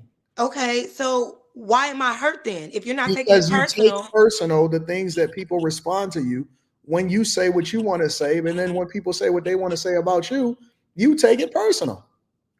I've learned not to do that because I understand these are just trolls and these people don't know me like that. But I'm just saying in this moment, I was just adding to the conversation in the chat, and I just said what I said, and it became this whole big thing. I understand that everyone thinks that I'm this victim and I say this and that, and that's okay. Like, if I can't help how you feel about me or how I think, I'm authentic every time I join these lives or these streams, right? And because I don't always agree with the masses, this is where I end up, and that's okay. But I just wanted to come up right now because you were saying I'm hurt and I'm mad and I'm this and I'm that. But oh, you getting it light because I go off on everybody. Okay, well, hey, thank you. That's just listen. Thank you for keeping it light on me tonight. I look at the chat as the co-host of the show. And you know what? I didn't come up here to make this about me. I just wanted to address that. Well, we're just having a conversation, right? I wasn't hurt. I was just saying that I think a lot of these conversations are surface level, and that's okay. That's fine. I don't think that, listen, nobody is calling you out your name. Nobody is getting personal about you. But if you have an opinion in the same way that other people have an opinion in the chat, and sometimes I call them out, and I say fuck y'all. And then sometimes they say stuff about me and I laugh at it. And nobody gets removed, nobody gets censored, nobody get blocked, nobody get none of that. People get their shit off and then we keep it moving. Like we So just let's don't keep take it it's personal. cool. I'm the victim. That's my persona on YouTube. I'm the victim. I got it. Well, that's up to you. I can't tell you which. Hey, hey. Apparently, that's what I've done to myself. So hey, it is what it is. It is like a victim thing going on that happened today, at the least today. You know, because you did bring an adverse opinion, and which is just an opinion, but then like you got to realize that you're a panelist on the channel. They're gonna say something every time you type. That's If cool. everybody, yeah, it's That's not even. I'm not It's not Jazz. about. I'm not gonna say cool. nothing, And I was Jazz. just bantering with them. Like, Yeah, but you can't take it like it's a it's Slimmy. I personal was just attack. bantering with them. I Yeah, but then you didn't. start taking When it they were, personal. they trolling me, I'm trolling back. They're like, you're a victim, you're dumb, you're this and that. And I'm like, yo, I said in my opinion, why y'all mad at me? They coming at me, I'm just responding. But then, I'm literally just, I didn't directly say anything to anybody. They directed all that hatred and all that vitriol towards me, and I just responded. The only thing that I said was bring me up, because if we want to talk about, no, what really brought me up was you saying, I don't have anything nice to say about you. That's the real reason why I wanted to come up, because that is not true. And we decided that wasn't true, because I told you there are many times that I have agreed with you. But as far as these people in the chat, it is what it is. They're going to say what they want to say about Why it. do you care so much about what the chat thinks? Let me ask you that. You know what? At first, because I am new to this world, I never experienced this type of, this is a new experience to me. Like, I know I've been on these platforms a lot, but like to see so many people say crazy things about you and then in turn come to your personal page and say mean things to you because of your opinion is very new to me. I get it all day long. you weren't on Club. You never did. You never got on Clubhouse. And you've been doing this way longer than I have. So, but I'm good. It's okay. Like, I'm good now. I promise you, it's all good. I'm a victim. I'm dumb, like they said, and that's okay. It's okay. Who said you was dumb? It's fine. Who said you was dumb? I'll be slow. That somebody put a super chat in. Jazz is slow. We know that. Jazz is this, Jazz is that. And you're right. I'm drunk. I'm all of that. So the thing is, you got to realize when the chat is just being the chat. Yeah, and sometimes you can interact with them. Sometimes you interact with them. My shit. That's all. Sometimes you interact with them, and then other times you just gotta. Yeah. You know what I'm saying? Yeah, sometimes I got time to go back and forth. Other times I don't even bother with it. But I was just blown away at the response because I just had a difference of opinion about what you said. If we're all just stating our opinions, why does certain opinions get attacked? You know what I mean? How was your last show, Jazz? Everybody's opinion get attacked. It's all good. It's all good. I don't think that anybody, including myself, yeah, I just wanted to let you know I don't have it. Whatever I said on BJ, if you did watch it, I said the same thing on BJ's thing. I think it's entertaining. I didn't rock with you. Anyway, I thought it was hilarious. I thought that y'all created good content together. I don't take none of this stuff personal. The only thing that I tell people to do, is to refrain from attacking people's family members and stuff like that, and to try to not be too egregious with the shit. Other than that, well, I don't tell people. It's gotten very egregious. But Slimmy, my show was great. When your next one? On the 20. What's the last Thursday of the month? The 23rd or 24th? It's the 24th, and then I have another one on the 25th. Where's that? We can talk. All right. We can talk. But yeah, it's all love. Like, truly. Shout out to the chat. I'm your favorite victim, my slow girl. Yeah. You'll be fine. You'll be all right. Aye. Let me read. Why is it an issue when I do that? Why is it an issue that I agree with them? Nobody is stopping you. I think you should do whatever you feel is best. I'm just learning the game. That's all. Yeah, you get it. You'll catch it. Thank you for the opportunity. You're welcome, babe. All right, let me read these super chats. See, here we go. See? See what I'm saying? There we go. We all know A.R. Smitty says we all Point know Jazz proven. They be is a on bit me. slow. In addition to the victim mindset, we owe her some grace. Had a bad day today, says I don't know, and almost held myself accountable for my own actions, but decided to pull a Jazz and just blame white folks instead. Thanks, Jazz. Jazz is Jazz slow. is We slow. all know. We all know. Jazz box box is surface level. Listen, this is after hours. It's a little different here. I actually think you have more crossover from the million dollar morning show and the Anton Daniels channel. I first peeped away from the Charleston White interview and led to financial political topics. Shout out to you, live from the motherland. Man, look, 5 minutes later, and I wanted to reflect and hold myself responsible for my own actions and pull the Jazz again and just blame white supremacy. I ain't even saying nothing about white supremacy tonight. Why y'all bringing that up? Florida boy says, Anton, I thought after Jazz got upset with Molly that time, she said she was done and wasn't coming back, but she here tonight stalking. I love y'all. Johnny said, what up? Appreciate you, Johnny. Jazz auditioning for Diary of an Angry Black Woman too. One time for the Molly, they trolling you. I hope you think that I hope you know. Who's Molly? For the Molly stopper. Jazz, you're doing, everybody's doing good. Faces says bringing in multiple celebs isn't freak/cheap, Carrie. Outside of being boring, people they're basing their content on interviews instead of originality. Anton, why not lay the foundation for Molly to respect Jazz too? Because both women have been out of pocket. Stop brown nose and Molly, bro. I got it, Daddy. Thank you, though. A.R. Smitty says we might need Dick Q Diddy to crash out on her. Just be ready, dog. I will never crash out on Jazz. Yashua says Carrie, Jazz call Anton a coon every stream. I don't know, says Quentin, looking like the dude from Blue. Carrie looking like a whole chia pet tonight. Thank you. Ancient spirits, evil, transform. Oh, hey. See, Jazz, I get it too. I get it too. No, and Carrie, sis, I'm learning. I'm a sensitive girl. I am too. I had to take it, and then I was like, you know what?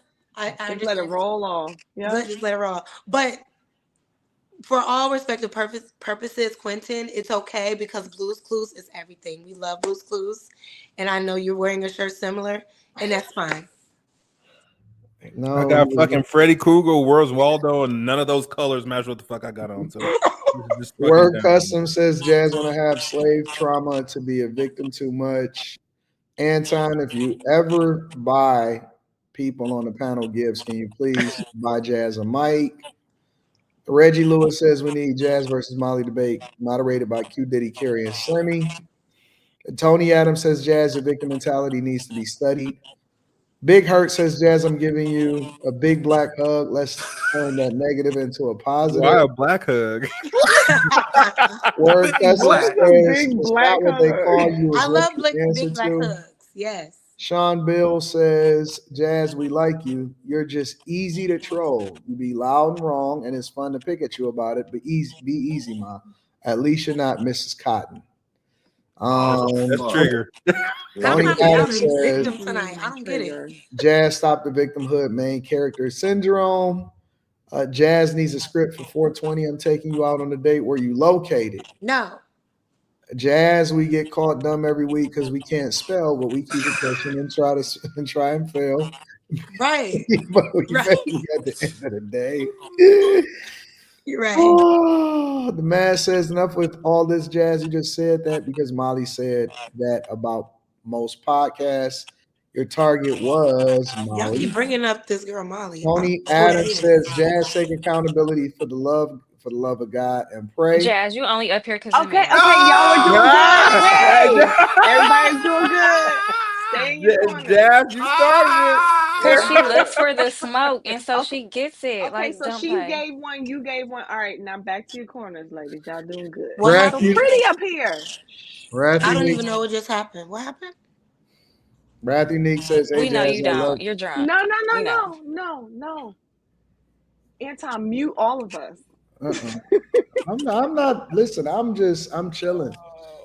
I'm trying to fuck everybody's girlfriends. No. What? Wrath Unique $4.99. No. My goal is to fuck Anton. No, it's everybody's not. No, chick No, it's Anton, this no. summer. No, it's not. Long dick style. Real Ew. shit. No. I'm trying to tell you the honest to God truth. That's inappropriate. Everybody that has something to say about me, if I find out who your girl is, I'm DMing her and I'm gonna fuck the shit out of her. That's weird. In every way possible. Real talk. That is the goal this summer. I'm fucking everything and everybody. Carrie, what is that? A cake pop? on everything I love. Everybody getting this dick. Okay, let's move on. Let's move on. Yes, please. Let's go. It's been 45 minutes of rambling from this lady. Let's move on. Some of us is tired. Molly, we're trying to move Anton through the super chats. Every way that I can. Anton, we're trying to move you I'm off of offering what you're free saying flights, into first the super class. chat. I'm fucking everything in my studio this summer. Don't nobody else got control over this? Anton, you don't have the magic button. Yeah, no, because they talking so much shit. They got a lot to say. It's just opinions. Remember? Nope. Fuck them. Nope. Fuck them. Nope. Fuck them. Watch. Well, not literally, but fuck them. Watch. No, anybody's girl that's watching this, No, I know your man don't want you to see it. No. Send me a DM, and I got you. No. Send me a DM. Sign your paperwork, and they're just opinions. Don't stoop to that level. I'm telling you the truth. Watch. Why do that? Why even entertain that? That you bigger than that. Because the best way to get to these niggas is to get to their hoes. They don't. You don't believe that? Yes, I do. Right, and you can't even be doing all that. And that's what you're doing. That's the best. No. And I'm not gonna You're bigger than that. I'm just sending an invite. I'm just saying that no, you're not. If he make you mad, let me know. No, I'm gonna show you. You're not the guy they need to come to, Anton. I'm gonna show you what life is like on the other side. You're not the guy they need to come to. Don't set yourself up like that. Y'all have no clue. You have no clue. You have no clue. Don't entertain these hoes. I might have somebody bitch in my bed right now. That's weird. God. Chill, bro. What is the message you're trying to send here? Anton, what is the message you're trying to send for real? Straight up, married man. Fuck with me, get your bitch fucked. What? You can't talk like that as a married man. For real. That's highly with a daughter. Disrespectful. Like, what are we talking about, babe? Who loves and respects her dad. No, that's cool. It's not cool. Shout out to my enemies. There you go. When you kiss her, you're gonna be kissing me, my nigga. You let in opinions of others have you say some wild stuff. This ain't like no that. opinion. This is You just told me, Anton, not to worry about it. Opinions are opinions. Don't be hurt about it. And I agree. It's just like, whatever. You're right. If y'all don't leave me alone, I'm expanding my search. And I'm fucking mamas. Oh, my God. I'm fucking niggas mamas this summer. Don't let them get to you. Nigga, I'm going to get your mama that work, nigga. Don't let them get to you. Thank you, Quentin. Put another one up. Look at Quentin. I'm fucking mamas. I'm fucking baby mamas. And I'm fucking wives. No, you're not. You're going to be fucking your own wife. And that's it. And they wife. No, that's weird. What are you talking about? When I get done with these niggas, when I get done with these niggas this summer, I'm gonna get a Blue Chew contract, nigga. What's wrong with you? You so crazy. You can't be saying stuff like that as a married man. Come on now. Watch. I'm gonna give her the time of her life. Why? Then I'm gonna feed her and send her home to y'all. Let me read the rest of this. Yes, please. Can we? What's going on? He drank something or something. I'm sober as fuck. Where is Rita? Where is she? Cause baby, what? Hey Jazz, I love you. Says Raph Unique. Molly got him. Got the child. Let me have space on. I don't know. So hard to read this shit. It's all love, Jazz. Thanks for being a good sport. Nerd Fitness says Jazz only focus on the negative comment. I do, and I need to work on that. You're right. Jazz needs a Sybian machine for therapy. What's that? What is that? It's a big dick and it'll. Oh my god! Why am I the only one that do it? Wait, how does it go, Quentin? How does it go? What does it do? She got to stop speaking from her diaphragm. That's where I sing from. Brandon Nesbitt said, Jazz, tell your psychiatrist to test you for narcissistic personality disorder. I got tested for mild autism. We got to take mental health seriously. Mm-hmm. Jazz, Facts. you're Big the facts. you're the broken toy most dudes want to fix. You're wrong, but if you weren't fine, they wouldn't try to fix you. I want my Nintendo back. Relax, fam. Jazz, the show almost over. Stop stirring the pot. The episode of Sesame Street is on one tonight. Florida Boy says, I think Jazz is a big manipulator who needs much attention and validation. Spoke to everyone but Molly coming on. Very disrespectful, but carry on. AD and Jazz, y'all have more in common when it comes to the chat trap. Jazz, do you cream as much as you scream? KL says, Jazz and Molly are friends on a low like Thelma and Louise. Jazz, I do music. How much for a feature? Says Malaya from the motherland. And there you go. There's another one. That was fun. I didn't mean to shake the table that much. Nothing's shaking over there. Going on tour this summer. I'm going on tour this summer. It's funny because I literally just left a writing session at the studio, so I'm a little. Anton, chill, bro.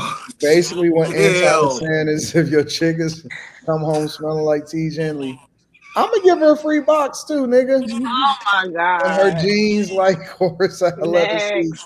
You know AD theme song, all 2025, Gray Area by 2 Chainz. I'm gonna send you. No, honestly, God, what I'm gonna do, my signature this summer is. Hold on. I promise you, I would end the show right now if I could. Quentin, you don't have control. Yeah, I do. You should just end the show. Just end the show. So they could be super disrespectful, but it's cool. Listen, Remember what we talked about, Chill, bro. Their opinions. Listen. This is what I'm gonna do. This is what I'm gonna do. This Set is a good example. Nope, Taco Bell closed in 45 minutes. Another. This is gonna be my signature. Another super chat. When I get done with her, I'm gonna walk her to the car, and then I'm gonna secretly drop a box of T. in her back seat, nigga. So when you see that T. Stanley box in her back seat, you know I was here. And I'm gonna sign that bitch. I'm gonna sign it too. You're a menace. Why? Yes, I am. Yes, I am. Oh man. Why, man? Don't bring her to the meetup. Final thoughts? Don't bring her nowhere, nigga. Final thoughts? Taco Bell closed in 45 minutes. No, I'm trying to tell you, dog, on everything I love right now. If she give any type of hint, nigga, I don't care if your chick look like a walrus. I'm gonna fuck the shit out of her. No, you're not. We got it. You can't do no booger wolves. Sport. I want her to go home and I'm gonna tell her, don't even brush your teeth. Kiss that nigga in the mouth. I hate you niggas. I hate you. What comment are you still responding to, Anton? That was like 30 minutes ago. I don't even think he know. He's just going on a tangent. And we just said that these opinions are just that. We can't get consumed by them. I've learned we gotta come on, Anton. Like, fuck these people. You got more money than them. You cooler than them. You got more followers than them. Why you want to fuck they weak ass wives? You can't even do that anyway. I got them. Nope, it's on. Nope. No, don't stoop to their level. But look, people telling you to keep going. Like, what is this about? They like, let them go. Let them entertain us. This is that's because people enjoy toxicity. Nope, they know what needs to happen, and they know their girl need to fix anyway. So you not the fixer of them. Stop it. Yes, I am. I'm fixing Fix some whole relationships this year. No, She's you're gonna be not. sweet. She's gonna be submissive. She's gonna have all of her. Gonna get her feng shui out. She's gonna be in such a good mood. Watch. Lord This Jesus. is reverse cuckold. I don't know what this is right now. I don't know what this is right now. This is crazy. Oh my God. All right. Any final thoughts, y'all? It's been fun. Oh man. Another one for the books. Lord Hey, when we get back, it's gonna be Slimmy Day. I'm about to go back to. Oh yeah, Slimmy. It's your birthday? It's your birthday? Yeah. Yep, Thursday. Okay. Yeah. Happy birthday. Well, thank you. Hope you gotta come to the show. It's not Thursday. Oh, I don't know. We'll see. Yeah. Wait. You mean like 3 days later? You mean like the show on this show, or what do you mean a show? What's your pull up to this show. Oh, okay. You gonna What's be on your birthday? OnlyFans, Jazz? My OnlyFans. Yeah, right. That's what A.R. Smitty said. That doesn't necessarily mean you have to be naked. Let me read the rest of these super chats and then we can get out of here. Molly, this would be you without a white dude come home. Great show tonight. Hope to see Jazz more on After Hours. Gur says, "Don't butter the hell out of them biscuits. Life is much better when we all laugh together." Why do they want you to do that? Let's vote to replace Molly with Jazz. You can try. Wait a minute. Did Jazz just compliment Anton? Jazz, where your music? Serious inquiry, says Sean Bill. Y'all can follow Jazz on Instagram. We love y'all. We appreciate y'all. Slanging dick in the city near y'all. Oh my God. Stop it, Anton. Get out. Bye.